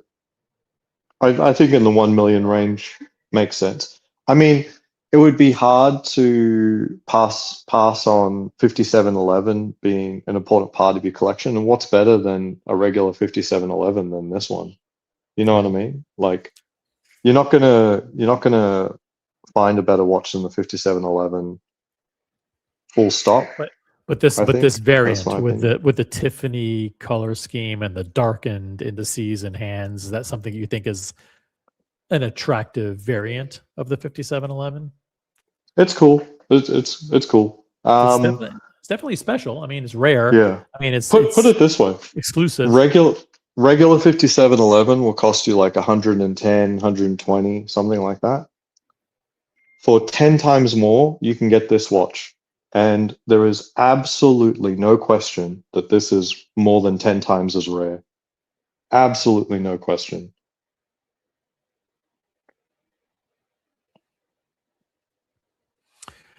Yep. Let me see. What was I going to say? So 5711, steel, Tiffany color, 1.2 million. All right, let me think about it. In general, I think the entire market undervalues rarity and scarcity. Like, just in general. Like, for example, Le Mans Daytona, what, 200, 300,000? I don't know what current prices are. They're at 200 right now. 200. And a steel Panda will be about 30 something. So 8 times a steel Panda, you will get a Le Mans. But I'm telling you, they are not getting a Le Mans for every 8 steel Pandas that get delivered. Right. So in other words, there are thousands and thousands and thousands of steel white dial Daytonas that get made, and there are only hundreds of the Le Mans, and it could go away at any time. Precisely. Yeah. Interesting. Let's see. I was gonna say something, but I can't remember what it was. Okay, maybe I'll remember it.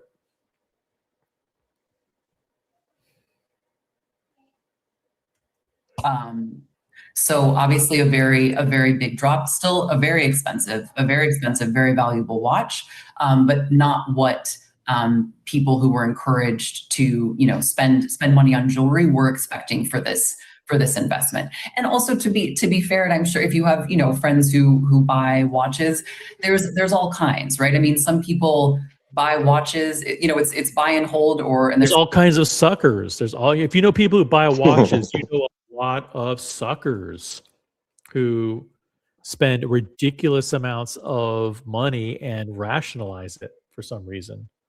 They're crazy. And also to be fair, and I'm sure if you have, friends who buy watches, there's all kinds, right? I mean, some people buy watches, it's buy and hold, and there's some people who want to buy and sell. Other people bought the watch and never even didn't see it as a no-brainer investment or otherwise, because they didn't see it as an investment, right? They saw it as, I want to buy and hold this because I love this watch and I want to have it. Others, the ones who were disappointed by the decline in the price, we're seeing it as more of an investment that they could potentially flip, at least have the option to flip. Flip, baby. Love the use. Do you think there is actually honest, how to say, collectors who they literally don't see any aspect of the investment or the game, and they just buy the watch with complete detachment from the actual value. I mean, unless it's like Breguet or like a brand that we call some derogatory terms like. Yep. I think there are people who put very minimal value. I want to. I'm using the word value incorrectly here, but as a purchase criteria, they put the resale value minimally in their thought process. Yeah, there are a lot of collectors like that. How is that plausible when they're literally getting the same watch? Like, you buy it new for 50,000 or buy it new for 20,000. How could we claim? I mean, it's sort of hard to understand to me. No, we have, because you can still buy the watch. Just don't pay that much money for it. It's better. There are tons of people who would never consider buying what they would consider to be a used watch that somebody else bought. Right. Or there are people who feel like they don't want to buy from an unauthorized source. Like they go to their jewelry store sells Rolex, or their jewelry store sells whatever. And they would never even, and they're longtime customers, they're loyal customers. They wouldn't even think about going anywhere else. Like, looking on the internet to see who might be able to sell them that watch, or Facebook forums, or all kinds of that stuff. They just doesn't even cross their mind that would be a legitimate place to buy the watch. And then there's some people who just legitimately don't care about the resale value. They care more about buying it new. For Patek, one of the things that they do is they put your name on the papers. That's just part of the, begin your tradition, pass it down to the next generation thing too. So that's not that has any value, but it just has, for some people, they want their name on the papers, the original sales papers. So, and then there is an aspect of the relationship building and loyalty where I see the relationship building as still thinking of like investments, honestly. Yep. It's investments, but it's also, if you're a longtime Vacheron fan, why are you buying pieces from Vacheron at the boutique, at retail? Because if they come out with something special, you might be able to get access to that. Because this is the same reason why people are buying Omegas from the boutique at full retail price and not buying them at 25% off from Ashford or Joma Shop or whatever. It's because they want to get the next Snoopy, or the next 321, or the next whatever that comes out faster than other people. So the Speedmaster is what got me my Panda. I don't think any Omega fan would love to hear that. Yep. John D says the value comes into play once. Find the best price for the product. After that, it's irrelevant what it's worth, as it's permanently removed from circulation, now lives in someone's collection forever. Boxer says resale value has zero bearing on my purchases. I wear and enjoy what I buy. It should, but shouldn't it have some bearing?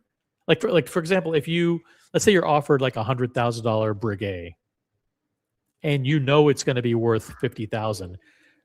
I'm not saying that you don't buy it, but shouldn't you note that? Like, shouldn't you make a conscious, as part of the purchase decision process, shouldn't you at least calculate in your head, okay, I know that I'm buying this for 100. Chances are it'll be worth 50 in 2 or 3 years. Do I care? No, it doesn't bother me. But at least that. Yeah. So I'm not saying that people can't like the watch because you are looking at resale value. To me, the two decisions are completely independent. However, it is a common mistake that people make, that they attach an execution method to their first decision. The first decision is, do I want it? The second decision is, how do I get it? What's the best way to get it? A lot of people don't think about the second part. I mean, this is what I think about if I ever do like trading, like stocks and stuff like that. Mm-hmm. I have a hypothesis about a company. Is probably good. This is bad. How do I execute what I truly want is a completely second step to the first step.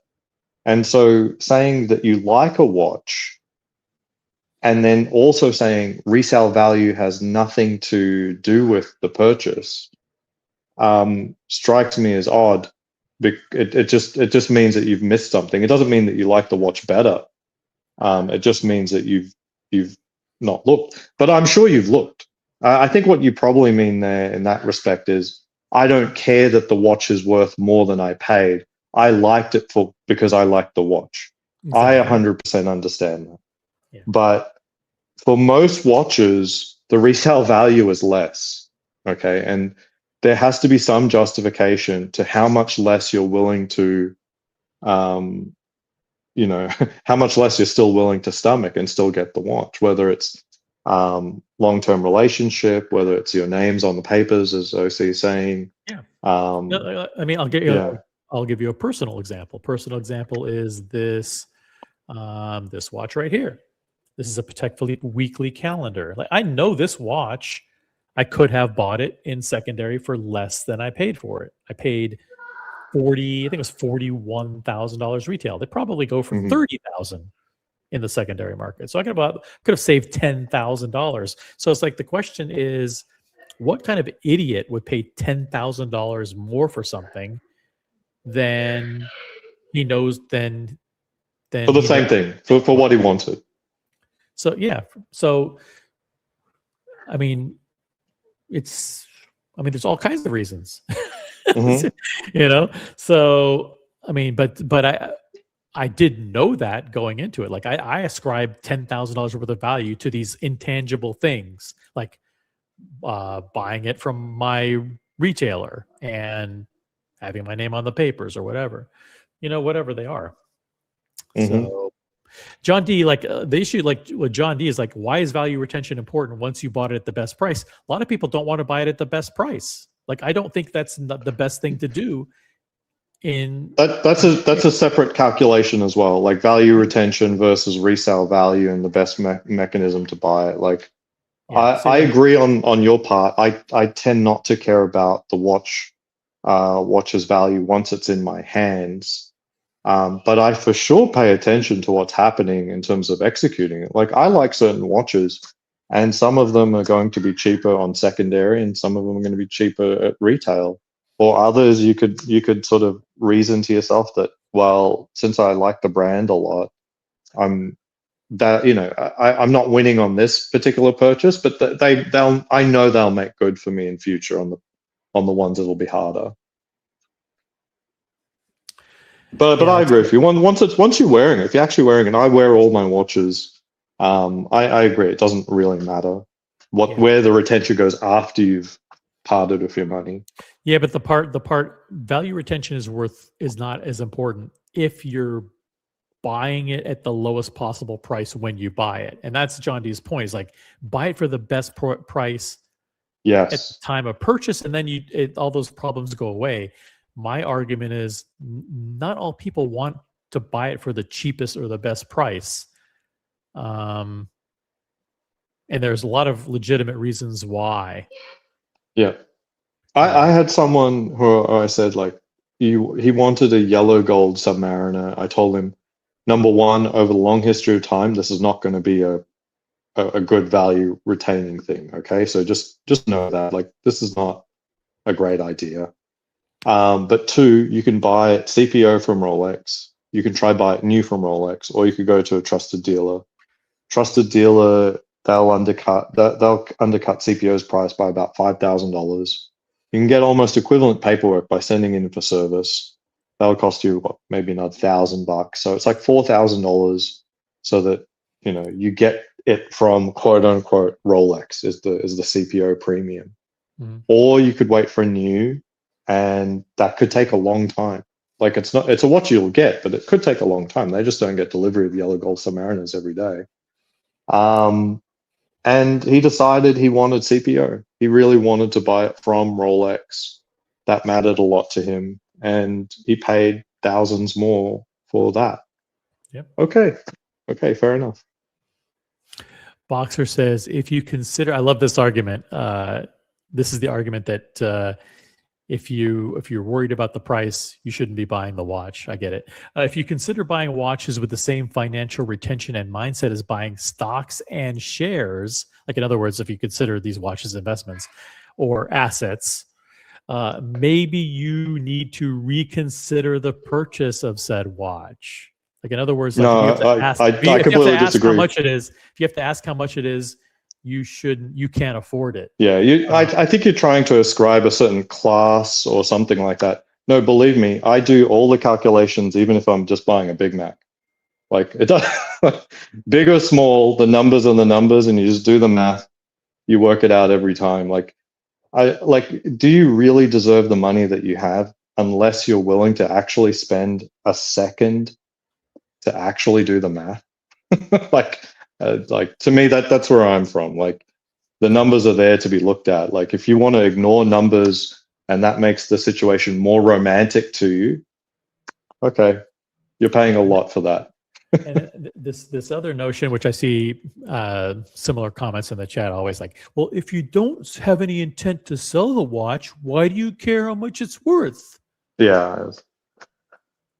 Well, I mean, that sort of kind of plays into like the initial, like, how do you get the best price? And look, Boxer, don't get me wrong. I think there are people who like a little bit too deep or something like that. My personal opinion is I don't buy anything unless I can afford to buy it 25 times over. Like that, like anything, if it starts getting close to that 25 times number, then I'm like, this is probably not for me. So if it's, so anything that I buy, I have to have at least 25x and then some. Like it cannot be approaching that thing. Got it. All right, let's continue on. We're covering an exclusive topic tonight. Patek Philippe, are they planning on dumping Tiffany and Co. as one of their New York City-based retailers? The rumor mill is swirling. Right now, LVMH Watch Week is commencing in Milan, Italy, and multiple sources. The rumor mill is fresh with commentary that the Tiffany & Co. branding may be pulled from Patek watches, and even further than that, even more discerning to Tiffany & Co. customers, Tiffany & Co. may be cut off as an official Patek retailer sometime soon. Who knows? Anyway, if you are a Patek customer, be very, very careful. Be very, very careful. All right, I'll continue on with the Tiffany 5711 debacle. And I want to have it. Others, the ones who were disappointed by the decline in the price, we're seeing it as more of an investment that they could potentially flip, at least have the option to flip. Jeanette, based on your experience covering the luxury space, is this normal? Are mishaps, mishandlings like this common? I think, in this story, at the end of this story, we mentioned, I spoke to an anesthesiologist who, what he told us, he told a story of how he was trying to buy some Ferraris. He had one Ferrari that he really wanted, and he bought several Ferraris in order to try to get that Ferrari. And the Ferraris. It's notorious that people have there's certain model of Ferraris that go way over retail, and so people buy the other Ferraris in order. Like Ferrari encourages you to buy the other Ferraris first in order to be considered a loyal customer, to buy the really expensive ones that go for way over retail. I think what's unique though, compared to watches, is Ferrari, to my understanding, encourages you to bring the car back to them. So you start a Ferrari as a used Ferrari, then you'll start getting new ones, but they want you to come back to them to sell it to them each time. While if watches, I don't know if Rolex are playing games with the CPO. Like, do they really want you to sell your hard allocation pieces? Are they really pleased when you do that? I don't know. I don't know if it's over 2 years old. You know, that's Apparently. Yep. He never got that. Ferrari declined to comment on his kind of specific experience, and said, you know, it doesn't encourage that kind of behavior. This anesthesiologist said that he's come across that game in the luxury world, and honestly, he's the way he said it is he's kind of sick of it. So I think that is a potential risk. He's sick of it, but he bought multiple Ferraris, and he's obviously and he was bamboozled by Tiffany and Co. This guy's a sucker. I'm so sick of it. I'm so sick of it. I spent $7 million on all this stuff, and I have nothing to show for it. I have seen people in certain scams that are like that. So there's lots of videos on YouTube and people talking about getting roped into timeshares. And there's one lady who's roped into timeshare, and she keeps going to the timeshare sales events thinking they will help her get unloaded. But they sell her more timeshares. Like they say, oh, but you've got silver points. If you upload to gold points, those will be worth more on resale the other days.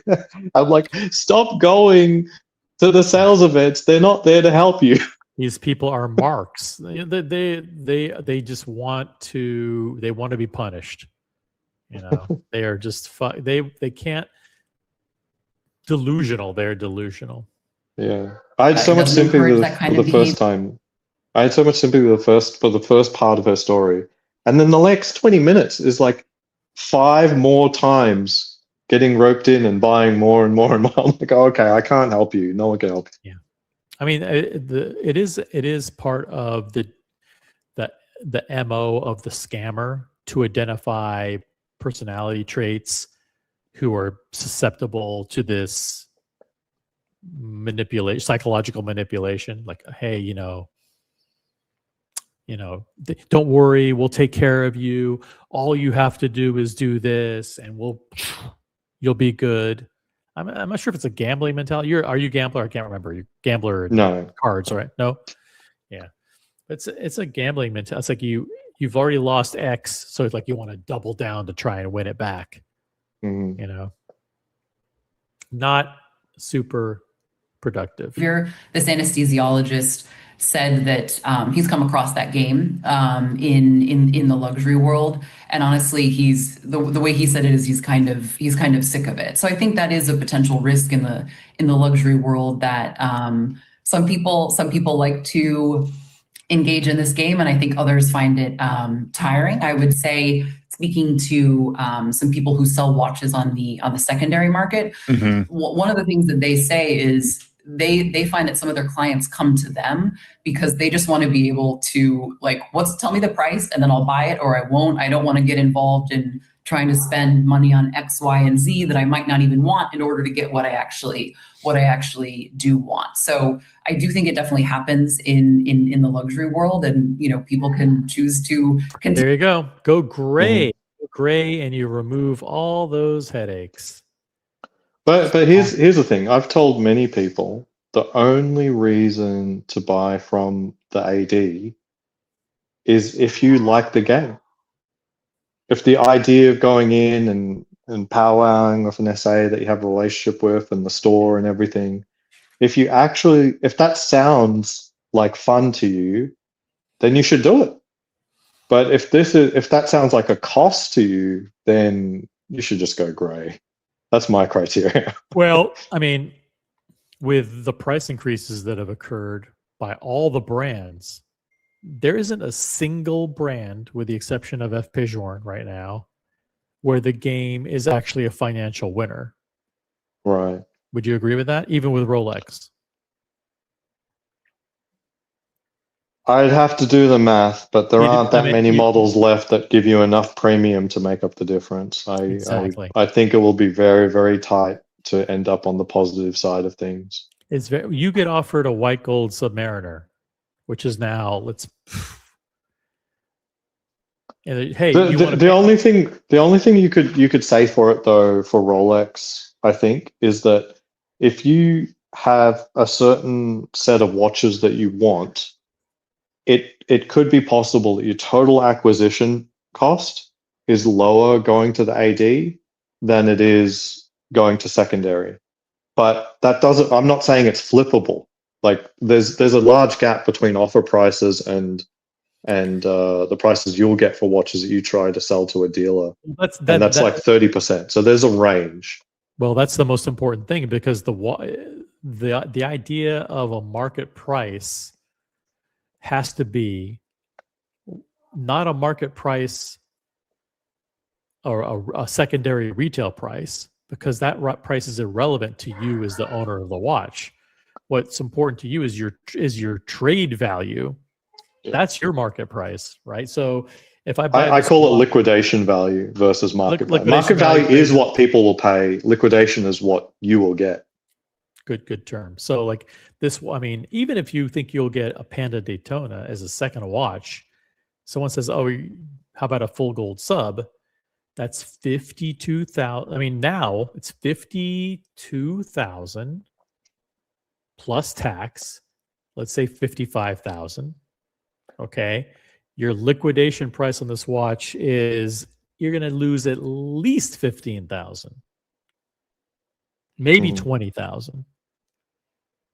I mean, it's new, fresh, unworn, 15,000, right? New Daytona is what's 17, 18 out the door, maybe with tax 19, something like that. 19 plus 15 is, I don't know, what's that math? 34? Real, I mean, even that doesn't make sense. You could probably get the new 126-500 Daytona for 31, 32. So even I mean, it depends on the watches that you want. Like if what you want is like a nice date just, a Submariner date, a Sprite, and a black dial Daytona, maybe one other piece in there in the middle. That's a plausible pathway. And if you got all of those and you actually genuinely wanted all of them, you could probably end up paying less at the AD than if you bought them all secondary. Yeah. I mean, that's a very unique scenario. But people who, if you just want if you just want the Royal Oak, you just want an Aquanaut, you just want a Daytona and a GMT, and you're getting offered these two-tone date justs and a date 8 full gold sub, whatever, you're probably not going to come out ahead. And for Rolex, it's the safest. You know, again, not considering a Pigeon where everything goes over retail. Rolex is probably the safest because they're great watches and you want to keep them, like you said. You know, who doesn't want to have a sub date 8 and a Daytona? Fucking great 3-piece, you know. The problem for Patek is that a lot, you know, if you want the Nautilus, the watches that's such a different watch than all of the other, you know, things that they want you to buy. It's hard for a collector. It's hard for me to imagine a collector that, oh yeah, I love it all in Patek's catalog. I love it all. Patek is the strangest thing because they shun the existence of the Nautilus. Meanwhile, it's still like this dangling shiny carrot that is used to attract a lot of people, and they'll say like, we don't want people who are attracted to the Nautilus, but then they still benefit from it, you know. And they'll say, well, if you like the Nautilus, you're not really a Patek person. Go away. But people come and they say, oh no, I'm a Patek person. I like dress watches, and they sell them the dress watches, and then they, hey, where's my Nautilus? Oh, I thought you were a Patek person. Well, yeah, I am, but I want to get the fucking Nautilus too. You know, it's like, I think AP is a little less deliberately obtuse. You know, like they really do see the offshore as something that someone could like, and you could like it if you like the Royal Oak. The Code 1159 wasn't meant to be, you know, shit. So the difference, which Buckley always points out, is like when you're into AP, it's a foregone conclusion that you like the Royal Oak. Why would you like AP, but not the Royal Oak. That's just silly. Right. Of course, Yeah. of course, the Royal Oak makes up 60 or 70% of their collections. With Patek. Right. And the watches that they have, like the newest watch is the 1159. So it's not like the oldest line of watches that they have is the Royal Oak. You know what I mean? So you're not a fake AP person just for liking the Royal Oak. Well, oldest from 1972, but they had Right. 150, 100 years before that, 125 years before that they were in the Holy Trinity before the Royal Oak even existed. But the irony is that today, 70% of their catalog and interest is really the Royal Oak. So it's really, and Patek is flipped the opposite way, where Patek is always about perpetual calendars, chronographs, dress watches, and the Nautilus and Aquanaut. The sports watches make up about 21%, I believe, of their portfolio. Yet, I don't know. It's just fascinating. The games are fascinating. But yeah, thanks for tuning in, everybody. We got 50 people watching. I'm happy to go to a different topic or just to shoot the shit. If you want to jump on the panel, I know you guys are active in the chat. I'll drop the link. We'll open it up. Thank you for this conversation. I really appreciate it. I've got to put the kids to bed. All right, cool. But Thanks for hopping on. It's been fascinating. Thank you, everyone. Pleasure. Aussie expat, everybody. Always add some good commentary to the panel. If anybody wants to jump. Got Ryan Hofrey in the chat. I see you, Ryan. Who else do we got? I want to make sure I say hi to every single person out there. I think I got everybody. If I didn't get you, drop in a comment in the chat. But yeah, the latest rumors and innuendo is that the frayed relationship between Patek Philippe and Tiffany & Co. may be coming to a head. In which case, the advice is pretty self-evident. If you have Patek with the Tiffany & Co. stamp, keep it, hold on to it. If you plan on selling it, it's going to be worth more. If you're interested in getting a Tiffany & Co. stamp from a Tiffany & Co. Patek from Tiffany & Co., don't even try. You're going to be fucked over by those guys. They'll lose their status, and you won't get it. They're going to bamboozle you. And number 3, if you're interested in buying Tiffany & Co. Patek on secondary, buy it quickly. I would say buy it now, because it's likely to be worth, if you decide to buy it in 5 years, it'll probably be worth 50% more. And just to make sure everyone is clear,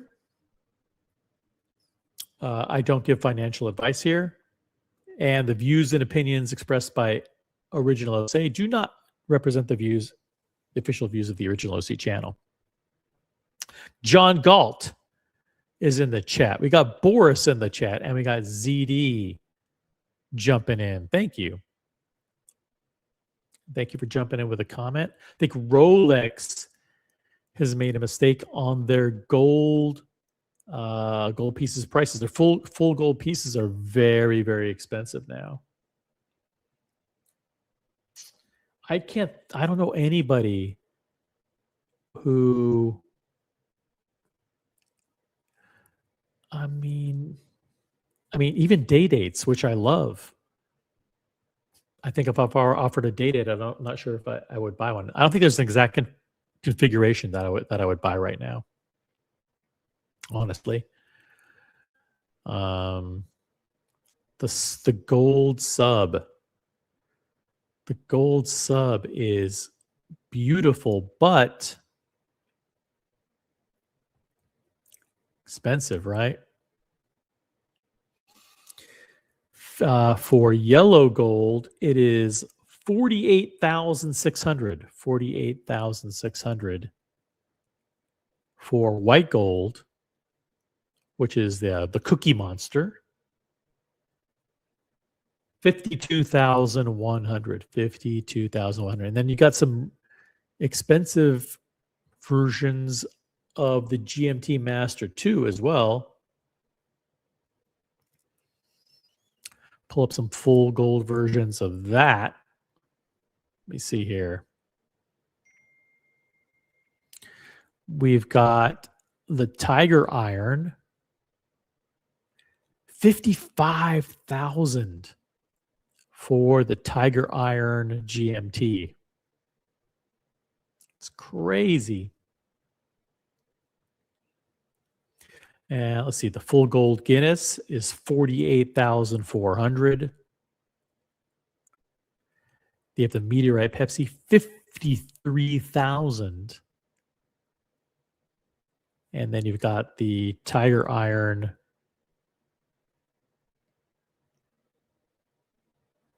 GMT Master 2, 55,000. Expensive. Sykes, dude, Minnesota, I believe David SW has a white gold Submariner for approximately 38,000. Yeah, and that's expensive. You can get those.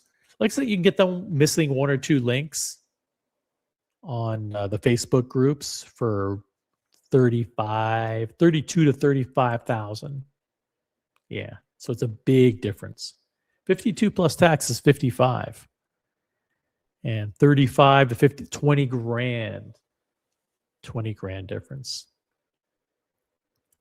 ZD says, I was at a Rolex boutique that I've never visited. They said, why don't you buy a gold piece? Why don't you buy gold pieces to start a relationship? I said, it's 5,000 more than it was a week ago. And then we both started to laugh together. Yeah, well, that's what prices go up. What are you gonna do?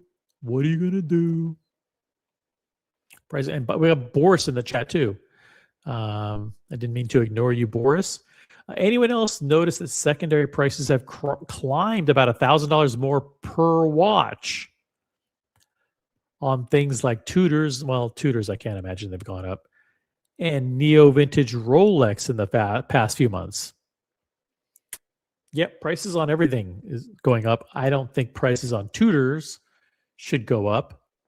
If anything, prices on Tudors should go down, way down, because they're worthless. Basically worthless. Terrible brand. Don't buy Tudor. Let me see what else is happening in the watch world. You want to talk about? I could talk about tracks, or I could talk about tracks tomorrow. You guys want to talk about tracks? Let me know. Do you want to go tracks, or here are the three choices: tracks, LVMH watch releases, or kill the stream, or we do Park Bench Premium. You want to do Park Bench Premium, where just people jump on the panel and shoot the shit? The problem is nobody jumps on the panel anymore. It's not a problem. I mean, I'm used to doing these shows solo because you guys are bored. You got nothing else to do. There are no good channels left. Listen, Archie has his 125 viewers that he gets. Got to hand it to him. How he does it, I'm not quite sure. But he gets those panelists, those same panelists on. I can't watch it, but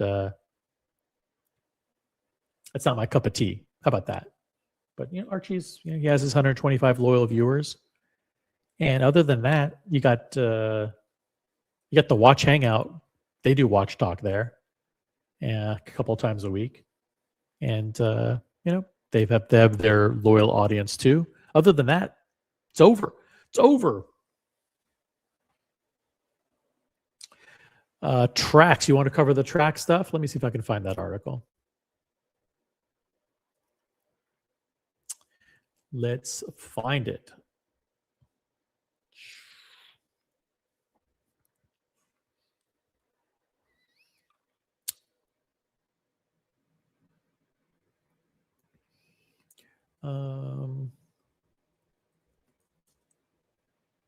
Not Patek Material says, congratulations to the Indiana Hoosiers. The Hoosiers won the college football National championship, defeating Miami 27-21. Congratulations to the Indiana Hoosiers. Got breaking news here. Indiana wins the college football national championship.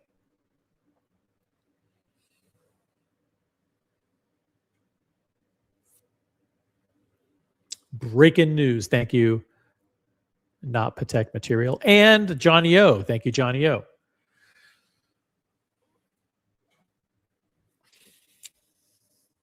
All right. Does anybody want to jump on the material and jump on the panel and go through this with me? Anybody interested in doing that?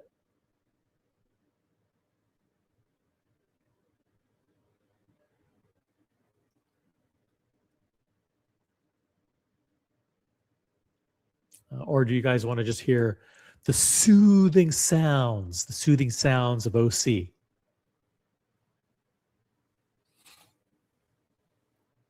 I mean, I'll read the article to you. I can do that. I can read it.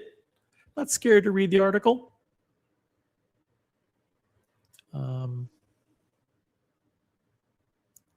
Guys want me to read it?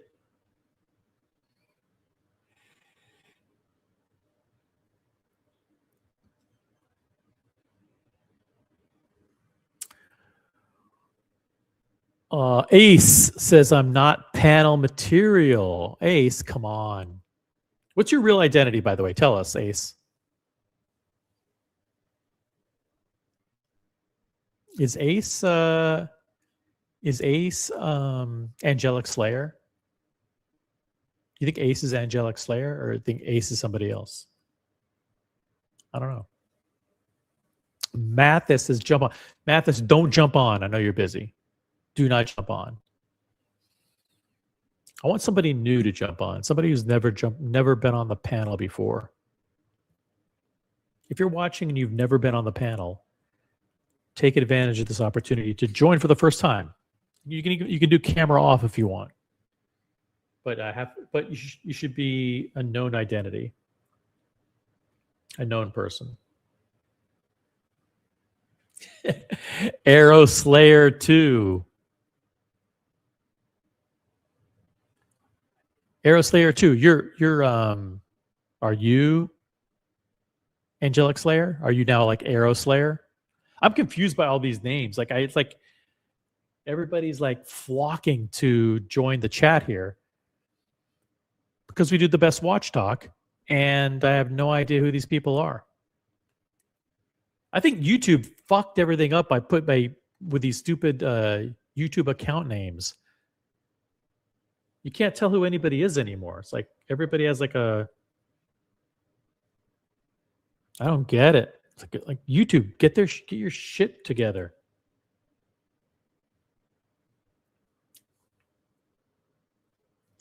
Eros, here's a good question. Let's do Q&A. What is the average age of your group chat? The answer is the audience here is almost equally divided between 35 to 45, 45 to 55, and 55 to 65. So 100% of the audience here is between the age of 35 and 65. I can give you exact stats if you want. Pretty much. Hold on a second. Now keep in mind that's been skewed a little bit recently because we did a lot of Trax coverage, and Trax viewers tend to be a little bit younger. But if you want to know the demographic makeup of the audience here, I'm happy to tell you. It is roughly 30% of the viewers are between 25 and 34. Roughly a little bit more than 30%, 30 to 35% are between the ages of 35 and 44. And approximately 20% are between the ages of 45 and 54. Oh, and then we also have a group that's, wow, that 30% that's 25 to 34, that's not common. Not common. Let me see if I can do a look back period. Let's see here. Okay. This is more like it. Yeah. So 20, about 15% are 25 to 34, 30% are 35 to 44, 30% are 45 to 54, and about 20% are 55 to 64. That makes sense? Older people, mainly 35 to 64. Do I have a gender breakdown? Yes, I do. It's 100% male. I mean, it's basically 100% male. I mean, maybe 2% female. Like, we have Gen G and a few other people, but it's basically 99% male. I have all the demographics. I'm 23. Wow, that's young. Yeah. To watch this kind of channel, to watch this kind of content, you shouldn't, you should be a lot older. This isn't the kind of content that's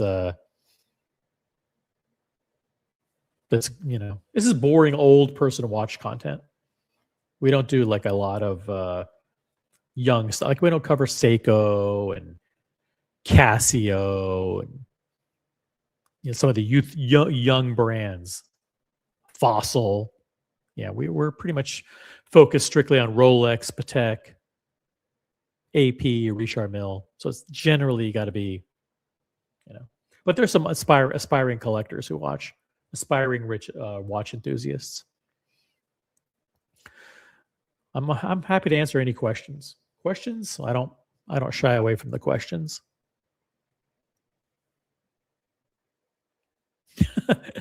Aeroslayer says, I'm what you call a neo-boomer, I guess. I don't know, what does boomer mean? Is boomer like super old? Does boomer mean like, what's the definition of boomer? Not really familiar with that term. Boomer. Oh, baby boomer.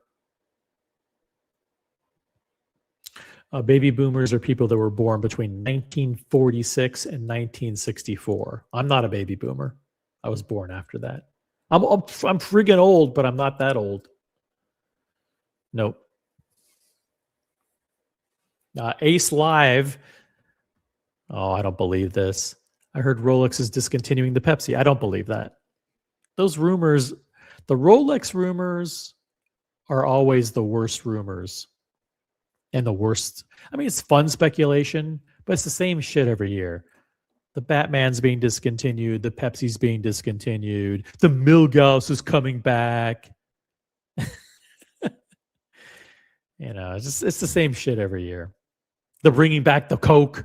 The Coke. When are we going to get the Coke? Who gives a fuck about the Coke? It's like, I wish they'd bring back the Coke. And then they bring back the Coke. And you know what? Nobody will buy it. I mean, you won't buy it because you already have like 3 other GMTs. We don't need the Coke. Oh, they'll bring back the Coke, but they'll bring it back as white gold. The stupidest, craziest Rolex rumors always.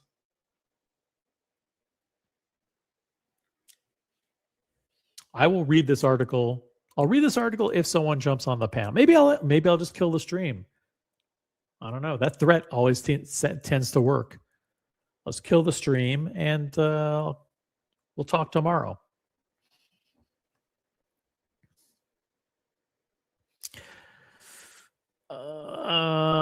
Hey, we got Bob from Brisbane. We got Australian viewers here. We do have our fair share of Australian viewers. My audience is primarily in the United States. My top 5 countries are United States, the UK, Canada, Germany, and Australia. Those are where most of my viewers are from.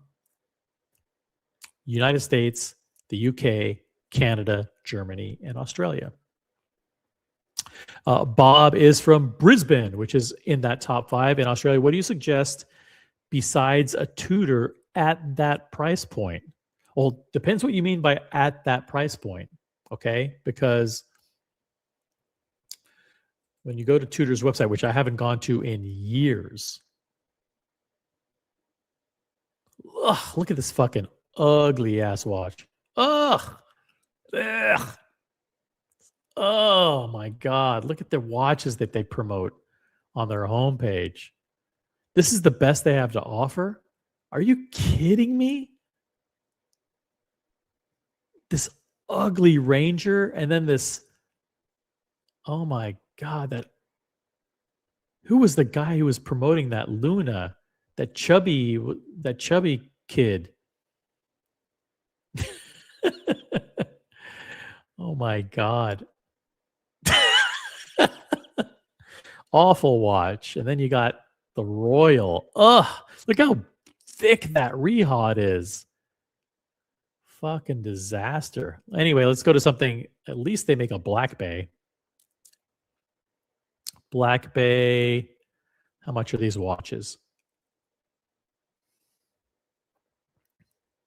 The Black Bay. $5,000. $5,000. So what would I buy for $5,000? Nothing. I wouldn't. I mean, I would buy an Omega Speedmaster. I wouldn't buy anything in this price range. I wouldn't buy anything under Omega. And the reality is I wouldn't buy Omega. Guys, like it's a mistake. Don't buy something in the $5,000 price range. Just buy a Submariner. Buy a Datejust or a Submariner. No, you're giving bad advice. Do not buy Panerai. Don't buy IWC. Don't buy JLC. Don't buy Tag Heuer. See, this is the problem. Is you set this constraint like I can only spend $5,000. If you're looking at a $5,000 watch, you know what? Here's the thing. If you're willing to buy a $5,000 watch that is worth $2,000, because that's what this Tudor is. This Tudor is a watch that you'll buy for $5,000. It'll be worth $2,000. Then you should be willing to spend $10,000 on a watch that's worth $10,000. Right? Just buy the Rolex. And if you can't afford a Rolex, don't buy it. Okay? No, don't buy Grand Seiko. Don't buy Grand Seiko. See, guys, this is bad advice. I know we have smart collectors here, but don't fall into the trap. Do not fall into the trap of settling on a Grand Seiko when what you really want is a Rolex. Hey, Bob from Brisbane, which Rolexes do you want? Because there's no way you want a Tudor. Okay? Julius Caesar, Longines. No Longines. No. Bob from Brisbane, if you could afford it, which Rolex do you really want? Submariner, GMT, Master 2, which one? And can you not afford it? Or are you just playing a game? Like, well, what watch do you recommend in the $5,000? Nothing. I don't recommend watches in the $5,000 range. Those are drawer watches. Those are watches that will not be worth anything later.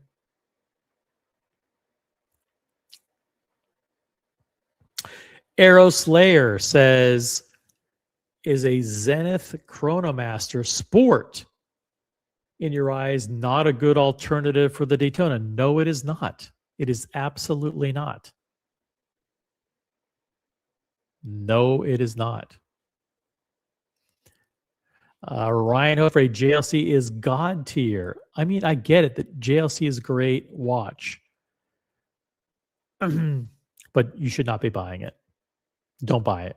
Unless you're a massive collector that has 20 or 30 watches, should not be buying JLC. Sports, Rolex Submariner, GMT, Pepsi. There you go. So that's what you buy. That's what you buy, and you don't give up on the dream.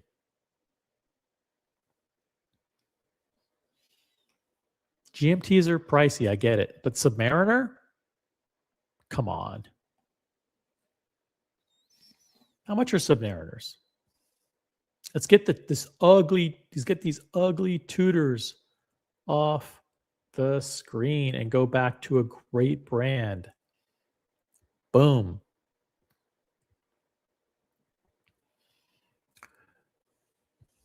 How much is a basic Submariner these days? Submariner date, 11,003. Okay, so it's expensive. Yeah. Look how great this one is, though. The Submariner no date, $10,000. 10,000.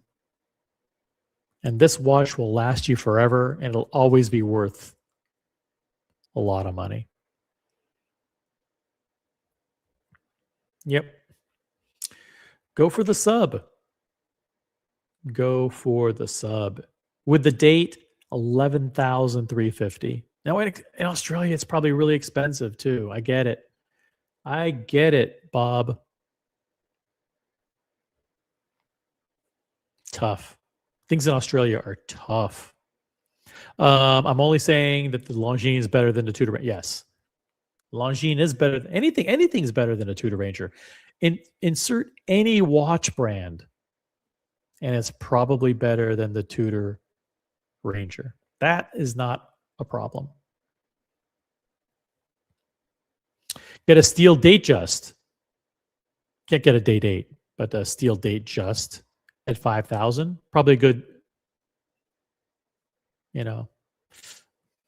probably beat to hell with a jingly jangly bracelet.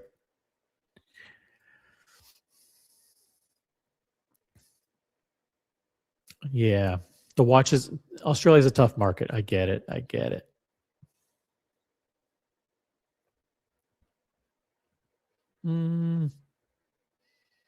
Hey, look at this. We got Tobister in the chat. Paid $7,500 for my no date in 2019. That's a great buy. The no date. We were talking earlier on a call about all the stuff that Rolex can do.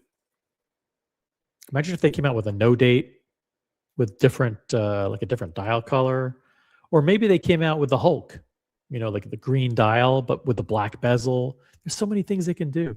Please block the words Tudor Ranger from the chat. Okay.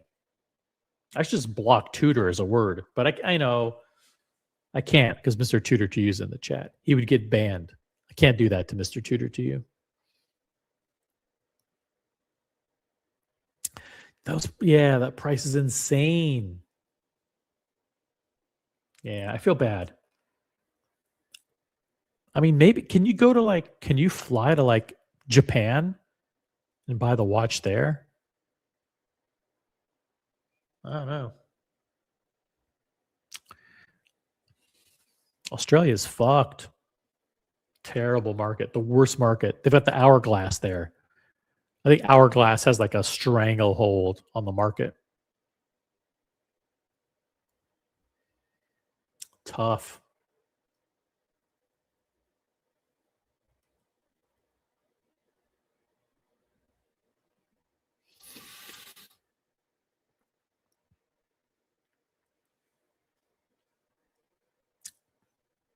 Tobister says, I think my authorized dealer is going to get me the GMT Lefty, otherwise known as the Sprite. Already have the Guinness. Do you need two? Do you need two? I mean, seriously.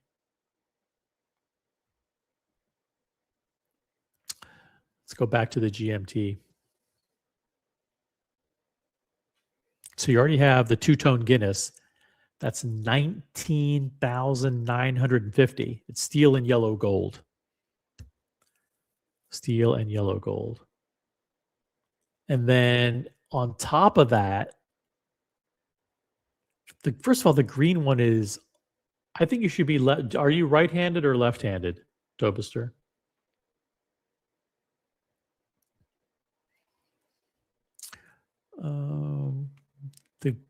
That one is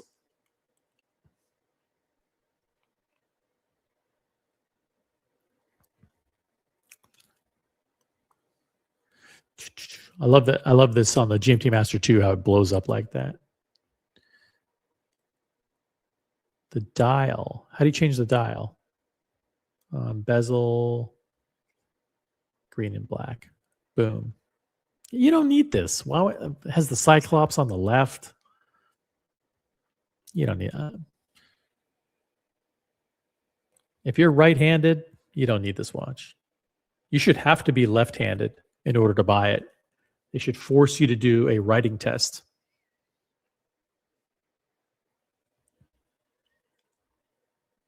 All right, we'll come back. We'll come back and we'll do Tracks NYC tomorrow. Is that okay? You want to do Tracks NYC tomorrow or you want to do it tonight? What do you guys want to do? Dude, Park Bench Premium doesn't work if there's only one person on the panel.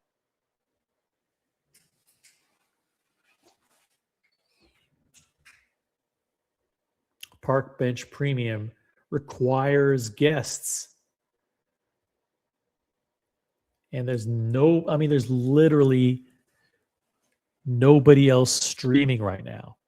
Nobody. I just asked my producers to check. Nope, nobody's streaming. Not a single person streaming. That's it. But listen, it's a Monday night. Monday's a dead night. Monday's a dead night.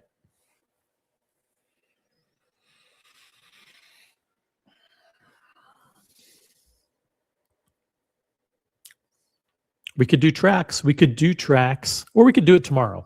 What do you want to do? Ace wants me to do tracks tonight.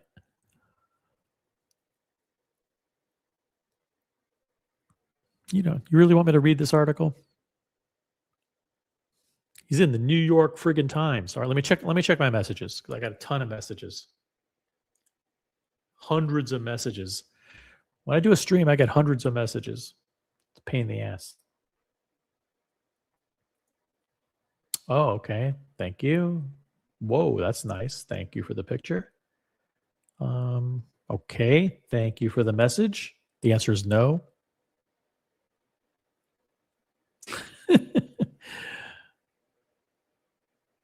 Let's see. Oh, I've got emails.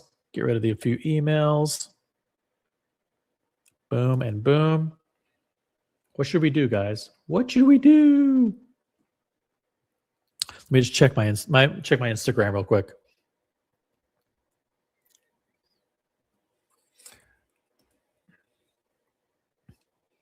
No, without doxing my Tennessee place. Oh, okay, cool. Close that. If you just joined us, congratulations to the Indiana Hoosiers on the college football national championship win.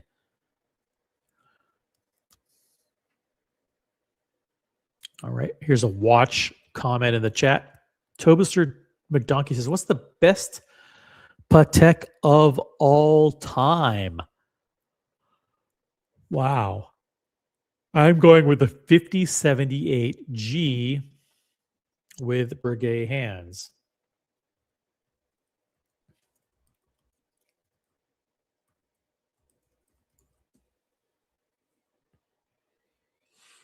Pull it up, OC. Pull it up. All right. We'll do so. Let's take a look. Is this the best of all time?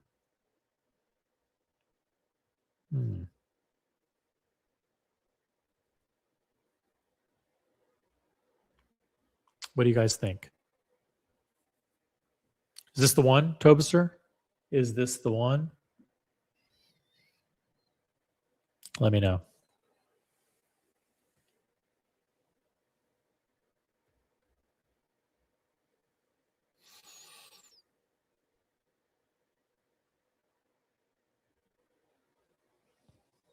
No, the Breguet hands. Enamel dial. Okay, hold on a second. Hold on a second.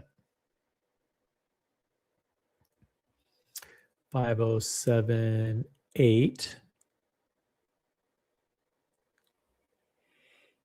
Oh, Breguet numerals. No, Breguet hands. Okay, hold on a second. Oh, I know what you're talking about. 507. No. Okay, hold on. 5078G -001. Thank you for your help.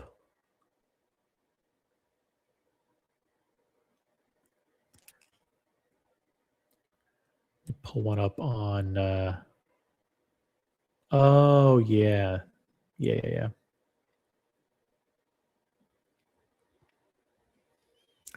take a look at this here.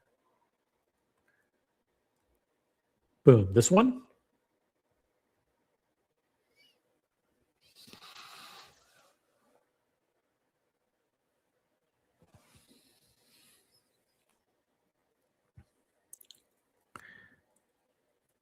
Let's see. Yeah. Give you guys a nice big fat image. Eldison says covering tracks without your lawyer friend. Yeah, that's Brody. Shitting all over him in the chat. Yeah, we need Brody. Need Brody in the chat if we're going to cover tracks. Guys, we had an amazing stream tonight. We did a 3-hour stream. How do we do that? I think we're toast. I could go another 4 hours. I could. But what are we really going to talk about? We got to save tracks for tomorrow. We're going to save some topics for tomorrow, right? What's tomorrow? Tuesday? Yeah, Brody and Aussie in the chat for the tracks talk. Yeah, we need. By the way, Ace, what are your favorite tunes? What are your favorite Kiss album and favorite Ace solos? How about that? Favorite Ace solos? I have my list, but if I start talking Kiss, we'll go from like 20 viewers down to like 10 viewers.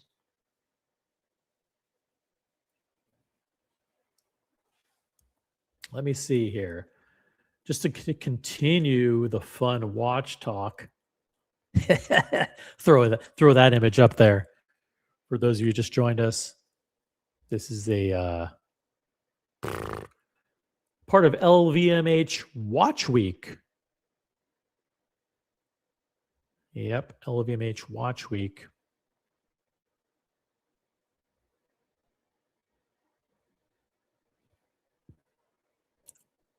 Revolution has full coverage of them. These are not good. These are not good. Ugh. LVMH. Their brands are in the doghouse right now, except for Daniel Roth. I like Daniel Roth. I like. Boy, the Louis Vuitton World Time is colorful, isn't it? Very colorful. It's not the worst watch in the world, but it's pretty close.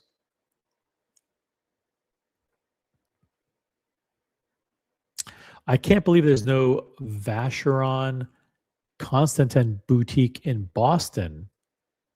I want a Historiques 1924. What are you talking about? There is Vacheron Constantin boutique in Boston.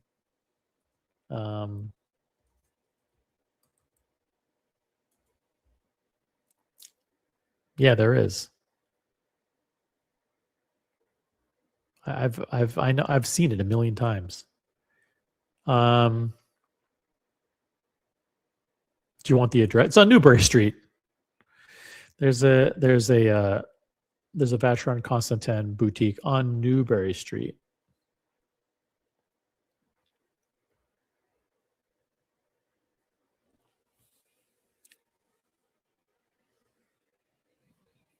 It's operated by Shreve Crump and Low.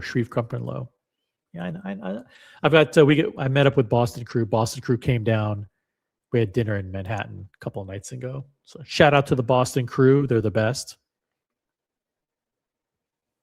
People always ask me, like, what's up with Boston Collector? Talk to Boston Collector every day.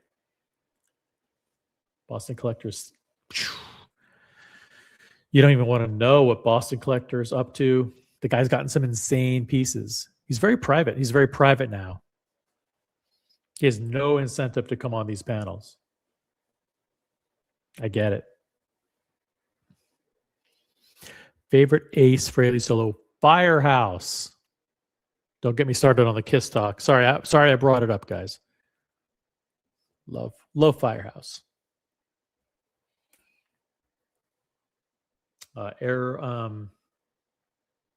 Ace Live 17. Check out Firehouse from Winnipeg. It's a great video. It's like when the lighting truss catches fire and then they spontaneously play Firehouse. Eric sings it. Eric ends up singing it.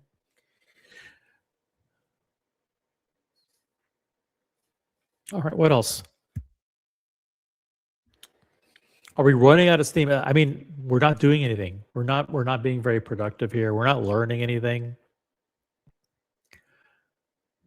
We're doing absolutely nothing of value. Should we pull the plug on this puppy? Or keep going? What do you think?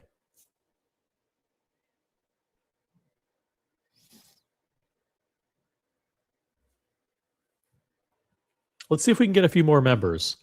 I want to look through let's look through the membership statistics here. How many members do we have here?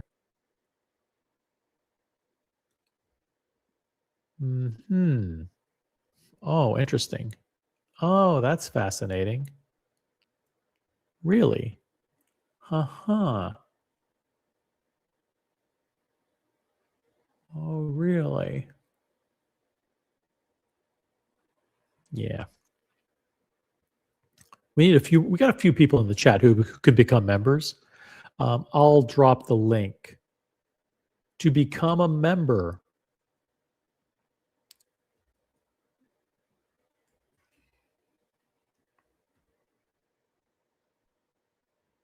To become a member,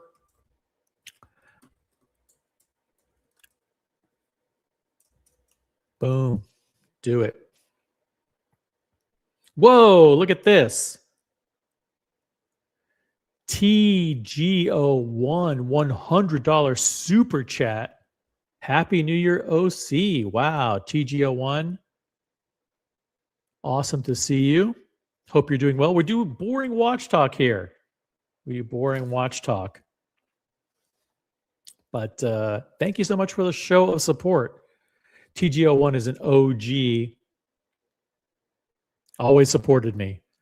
Always supported me back when I was on the panel at the other live stream, and always supported me here. Means a lot. The big fat red super chats, baby. But the chats, the memberships here go to a good cause. Do a lot of streams for charity. We raised over $7,500 for Ronald McDonald's charities in 2025. Pretty damn good number. So we do this for fun and to raise funds for great causes. So thank you, TGO1. Appreciate it. Good to see. Listen, got nothing to do on a Monday night, so I decided to stream. Yeah, Firehouse from Winnipeg. Check it out. Let me see if I can find it real quick. Let's see. It's kind of funny.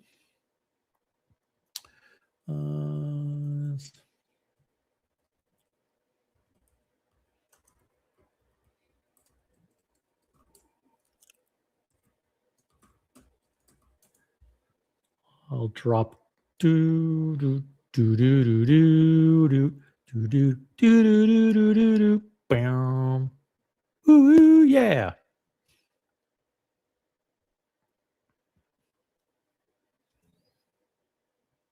I think it's Winnipeg. Kiss Winnipeg. Was it 2010?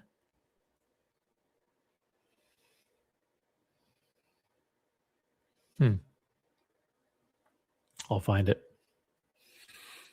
Next time you're in the chat, I'll let you know.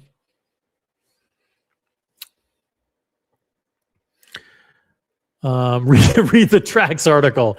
You're just starving for Trax content, huh? You really want me to read this?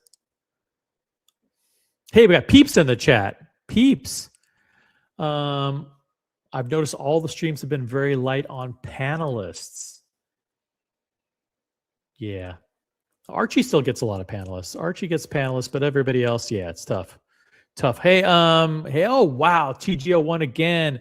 OC love McDonald's. Here's another one. Thank you, man.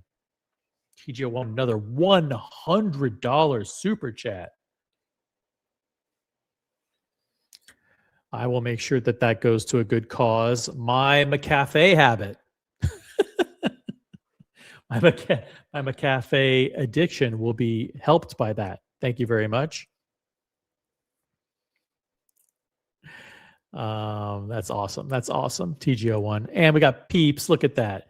Peeps jumping in with the flamingo blue highlighted comment. $1.99 for the McFlurry. Thank you. I love it. Let's keep the super chats flying in. Actually, and become a member. Become a member of the OC channel. OC channel is give the gift of memberships. It's the gift that keeps on giving to me every month. No, but we do good stuff. We do good stuff. The StreamYard is expensive, guys. It's expensive. Plus, I want you guys to pay for my lavish trips and cars. Rocking the Patek Philippe. Patek Philippe today, guys. No, I appreciate the shows of support. You know, people like to show their appreciation for the work. Okay, I'm gonna read this article because TGO1 sponsored the show with 2 big fat super chats and Peeps as well. And Vimal also jumped in with a $2 Canadian super chat earlier, which is that's like $10 US. So thank you for that. All right, I'll read the tracks article. Here we go. You guys ready?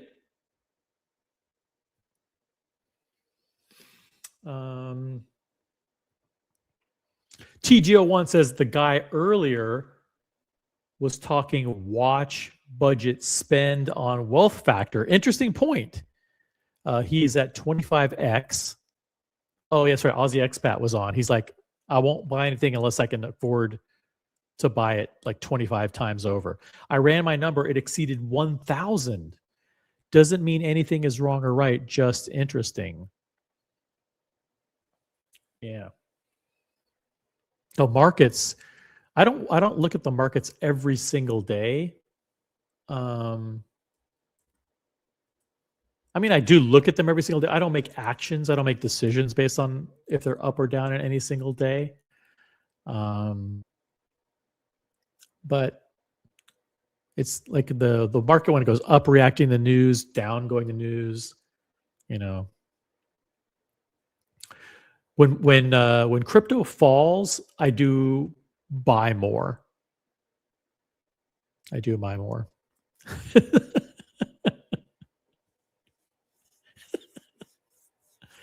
I'm not going to read that out loud. But thank you, Peeps. Thank you. Listen, we do the best. We do bar none the best watch content. And even with no panels, our panels are still better. That's the irony of it all. The irony of it all is that even with no panels, like I would much rather have a high quality panel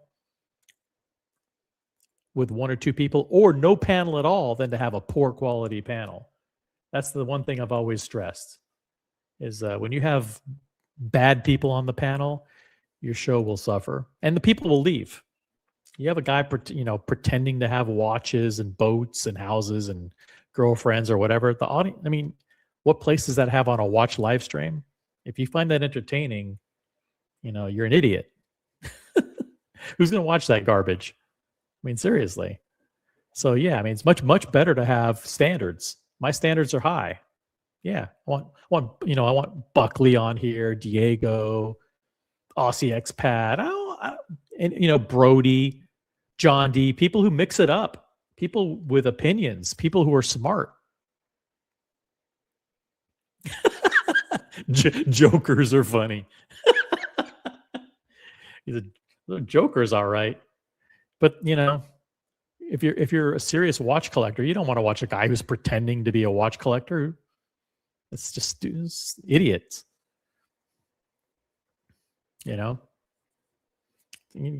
Once Dr. Bob, trolls and idiots on the panel. Thank you, TGO1. All right, here we go. Let's listen. I've got nothing to do. Let's read the article, or we're going to read the article.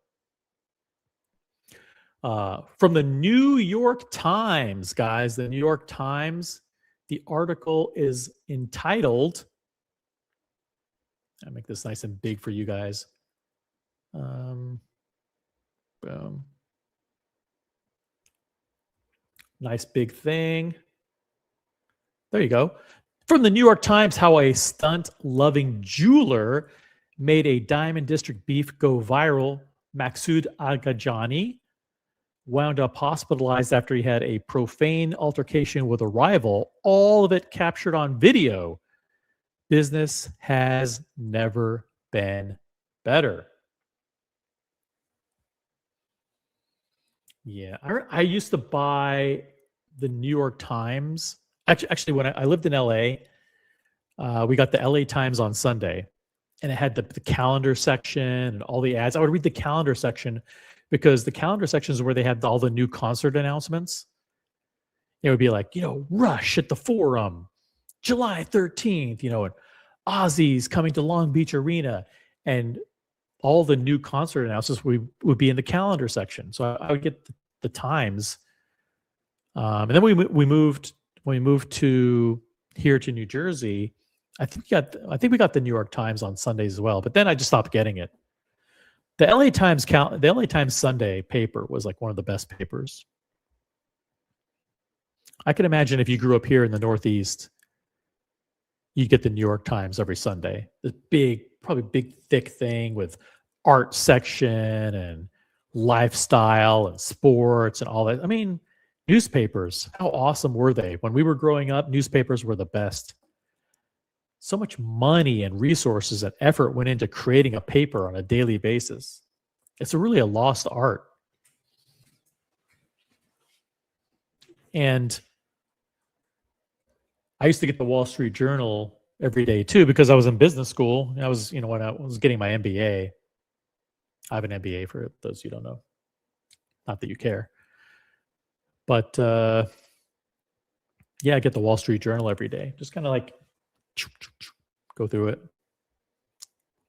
It's tough to be a writer. I can't imagine the pressure of being a writer and having to have it with a deadline. Like your stories have to be in by midnight.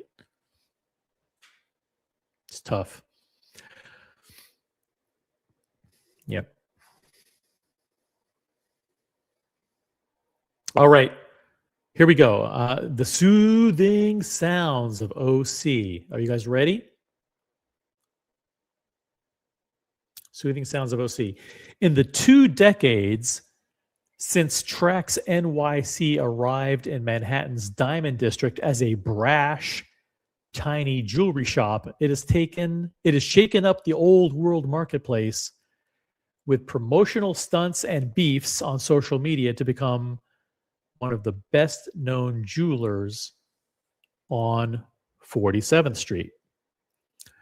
Through a savvy and often mischievous digital strategy, the business owner, Maksud Agajani, has made himself stand out among his competitors on the block, gaining a huge following for a brand of bling favored by rappers and celebrities.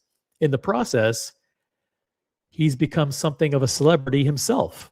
He has feuded openly with reality TV stars and rappers, Tekashi 69 and 50 Cent, and even capitalized on being robbed by gunmen of $150,000 worth of jewelry outside a trendy Manhattan restaurant. Quote, "It creates more exposure, so you're casting a wider net in the ocean and dragging in more customers," said Mr. Agajani, who also played a jeweler's assistant to Adam Sandler's character in Uncut Gems. The 2019 film captured the chaos of the Diamond District, a frenetic stretch of West 47th Street that may be the world's most famous retail jewelry hub.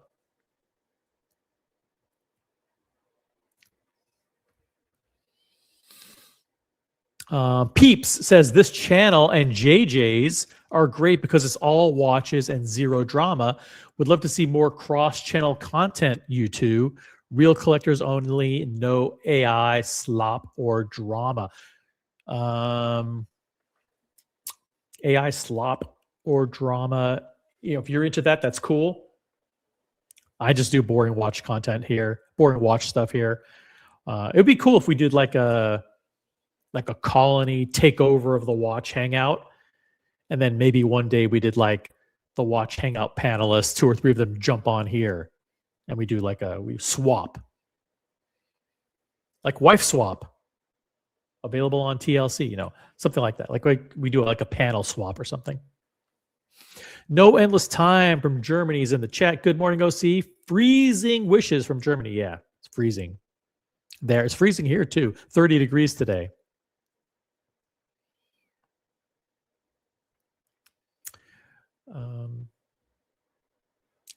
Mr. Agajani's biggest promotional coup came last week and involved no celebrities. It was his dramatic confrontation with a rival jeweler.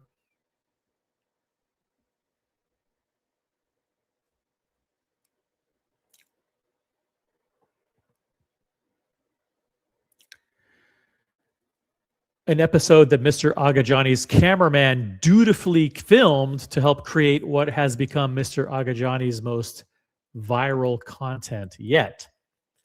By Mr. Agajani's estimate, by the way, this is a New York Times thing. They always refer to people with their formal name. By Mr. Agajani's estimate, videos of the altercation, which included a brawl and arrests, helped rack him up more than 1 million new social media followers, including 800,000 new followers on his Tracks NYC Instagram account. Customers, he said, were thronging his jewelry counters. The fireworks started on December 2nd in the bustling jewelry exchange at 64 West 47th Street, where Tracks NYC shares an open marketplace with other jewelers, including Akai Diamonds. Mr. Agajani's twin booths, awash in Rapstar bling, are next to those of Akai Diamonds, which is run by George Akai, 46, and his brother Freddie, 42.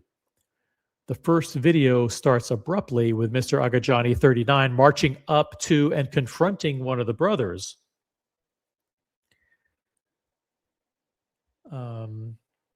Customers and other jewelers look on warily as Mr. Agajani slams the counter violently, screaming and cursing as he demands, quote, "My money!" repeatedly. He accuses the brothers of ripping him off and holds up a diamond-studded gold bracelet that he says is the subject of a fraud perpetrated by the brothers. He whips the bracelet against the glass counter. The Akai brothers remain calm and call for security, and the still volatile Mr. Agajani is soon ushered away. A few hours later, Mr. Agajani, screaming obscenities, returned to the Akai's counter. A video clip of the encounter that he posted on social media shows George Akai spitting in Mr. Agajani's face, setting off a melee. That's what I refer to it first as on this channel, the melee, as employees of both businesses step in. The police were called and the Akais were led from the exchange in handcuffs, all of it recorded on video and posted online. The brothers were charged with assault. The videos Mr. Agajani and his team posted immediately afterward included one shot from a gurney at Bellevue Hospital where he showed off the red marks around his neck. He said Freddie Akai had caused them by trying to strangle him with the $30,000 gold necklace Mr. Agajani was wearing. Quote, "If they had an explanation, I would never have done what I did," Mr. Agajani said later. Adam Silverstein, a lawyer for Freddie Akai, said his client denied the charges. A lawyer for George Akai did not respond to messages.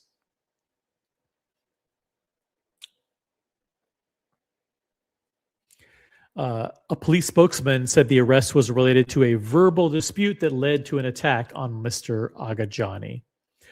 Prosecutors said that after Mr. Agajani got into an argument with the brothers about a transaction with a customer, George Akai spit in Mr. Agajani's face, and Freddie Akai grabbed Mr. Agajani by his necklace and punched him in the head. A judge granted a limited order of protection against the Akai brothers, one that Mr. Silverstein said allowed them to work at their jewelry booth near Mr. Agajani's. But the Akai counters next to Tracks NYC remained closed last week. The display cabinets empty. Mr. Agajani's booths have been packed. In other words, the Tracks NYC booths have been packed.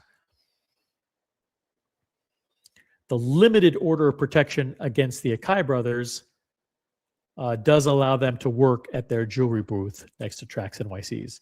Jimmy McHugh, a precious metals broker from Long Island, was amongst the customers lining the Tracks NYC counters last week. He said he was more committed than ever to doing business with Mr. Agajani after seeing the videos. Quote, "He did what he's supposed to do," Mr. McHugh said.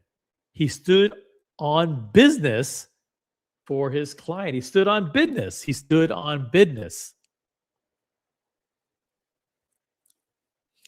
Benjamin Shamsiev, who runs a nearby booth, that's probably Benny the dealer, the Mazalito guy, Mazalito! Benny Shamsiev, who runs a booth nearby, said the viral videos had, quote, been great for business as well as good content for Mr. Agajani. Quote, if he doesn't produce fresh content, his business slows down. Mr. Silverstein, the lawyer representing Freddie Akai, said the charges against his client should be dismissed because Mr. Agajani had baited the Akai brothers for the camera. It's clear that he instigated the confrontation and did it to make these videos, Mr. Silverstein said. Quote, it sounds like this was part of the complainant's repertoire, something he uses to gin up business and generate interest. My client is a casualty of this guy's unorthodox promotional style and is now facing criminal charges unnecessarily, unquote. Attempts to speak to the brothers at another showroom they operate several doors down were unsuccessful, and they did not respond to messages. Of a dozen acquaintances approached at neighboring booths, none would speak about the Akais. For all the bombast and publicity, the confrontation disturbed some older merchants in the district who frowned upon Mr. Agajani's overheated conduct and promotion of the episode. Quote, it's all a show. It's shock and awe, said Richard Winnick, the 65-year-old owner of Manny Winnick and Son, a 47th Street jewelry business. Quote, listen, if you rage bait a competitor and you have millions of followers, of course it's going to get you attention, he added, but it's clown stuff. Mr. Winnick, whose father started the business, Manny Winnick and Son, 72 years ago, said many of his customers were turned off by the episode. My demographic feels like, who wants to buy from a guy whose style is screaming on social media? He said. They wouldn't feel comfortable buying from either one of those businesses now. It's great entertainment, but it's not classy. Mr. Agajani began selling jewelry on the block 21 years ago out of a tiny office. His business now has 13 million social media followers, and he said in an interview, does around 40 million in annual sales. Tracks NYC built its following catering to celebrities, including the rappers Cardi B and Busta Rhymes and Jimmy Donaldson, the YouTube sensation known as Mr. Beast.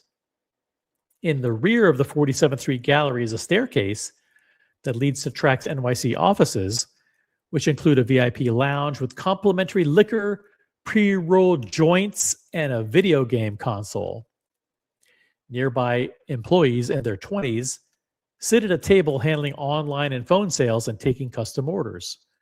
Other staff members handle Mr. Agajani's social media content, meeting with him daily to come up with new marketing ploys.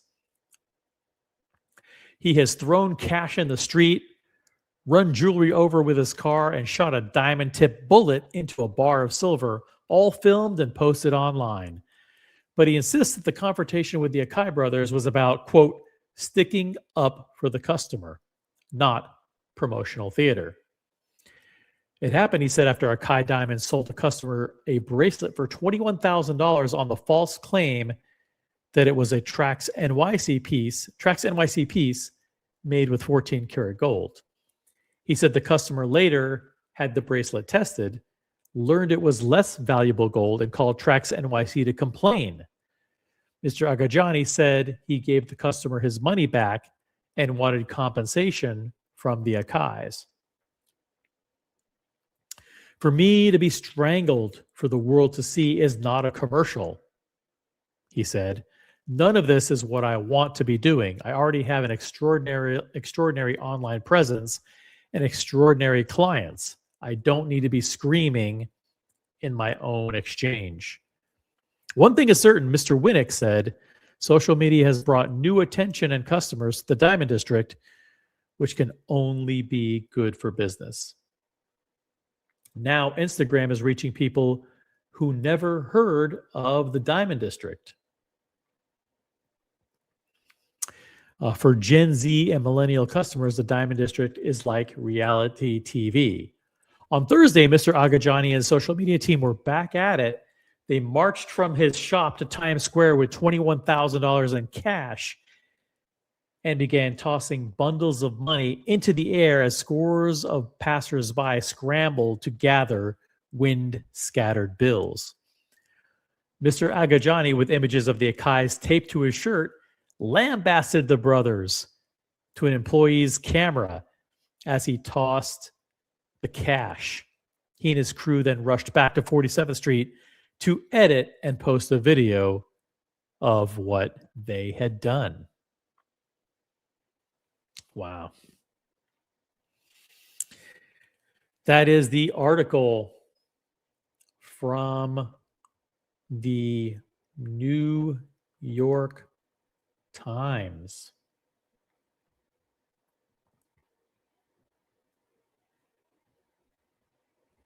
Boom. New York Times. There we go. I read it. I read it in its entirety to you guys. Now, some new people in the chat. Gilden. What's up, Gilden? Good to see you. If anybody wants to jump on, this is the last chance. Last chance. Even if you just want to jump on and say hi, feel free to jump on. Last chance.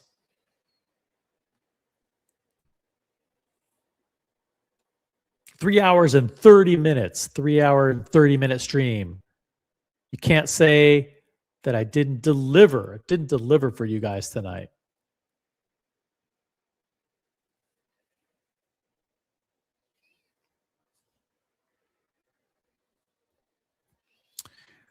So we'll cover some more stuff tomorrow, maybe. I want to be a huge shout out to the Jorn Identity, who became a new member of the OC channel. Thank you very much. I want to thank Vimal for his flamingo blue highlighted comment. Thank you very much. I want to thank Peeps as well. Huge shout out to Doc Mick in Florida, 7 months member of the OC channel. And huge shout out to TGO1 with 2 big fat super chats. Happy New Year, OC. Thank you, TGO1. Really appreciate all the support from all you guys. members, viewers, subscribers. All you guys are the best. Let me see if I can find that. I want to find that Winnipeg footage. Is it Winnipeg? Let's see. Kiss.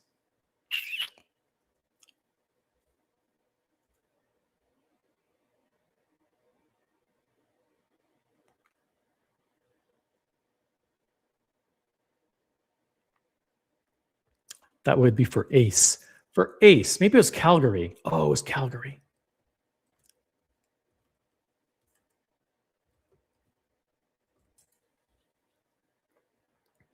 Was it Calgary? Dang, I can't find it. Hold on a second. I got to find this thing.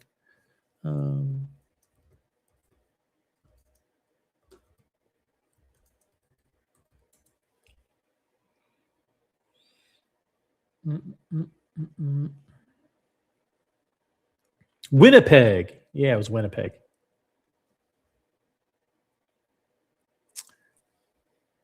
(2009) Kiss Winnipeg 2009.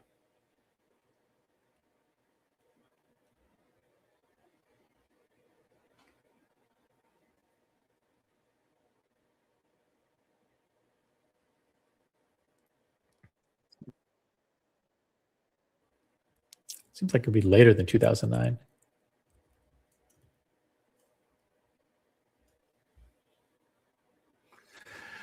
Anyway, I'll find it and I'll show it some other time.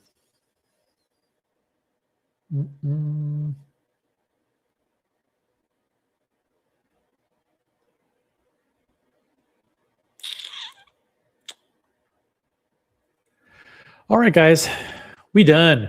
I think we done, right?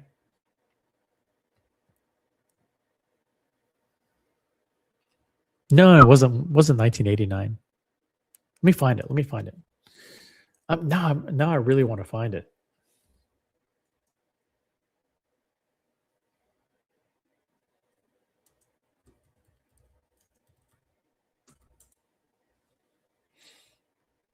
It was November 9, 2009.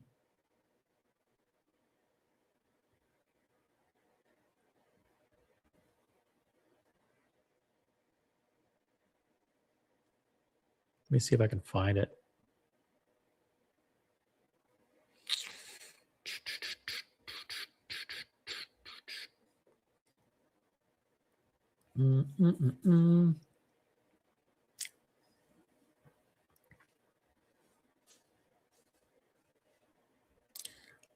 Okay. Yeah. Let's go to YouTube.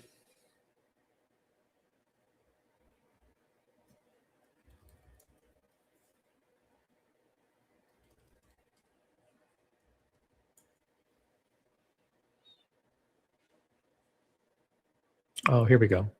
Yeah, here we go. I got it. I got it. All right, here we go. This will not be I won't get a copyright strike for this. Pretty sure. Boom. Play it. Play it. I'm playing it. I'm playing it. Ready?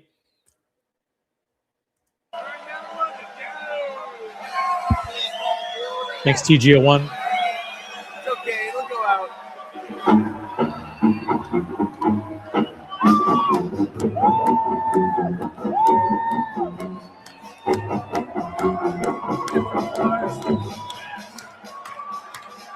Play Firehouse! Okay, here comes the fire extinguisher. I love how the guy yells out, "Play Firehouse," because like Firehouse wasn't in the set list on this tour. Play Firehouse! Okay, here comes the fire extinguisher. And the truss is coming down. 2009. All right.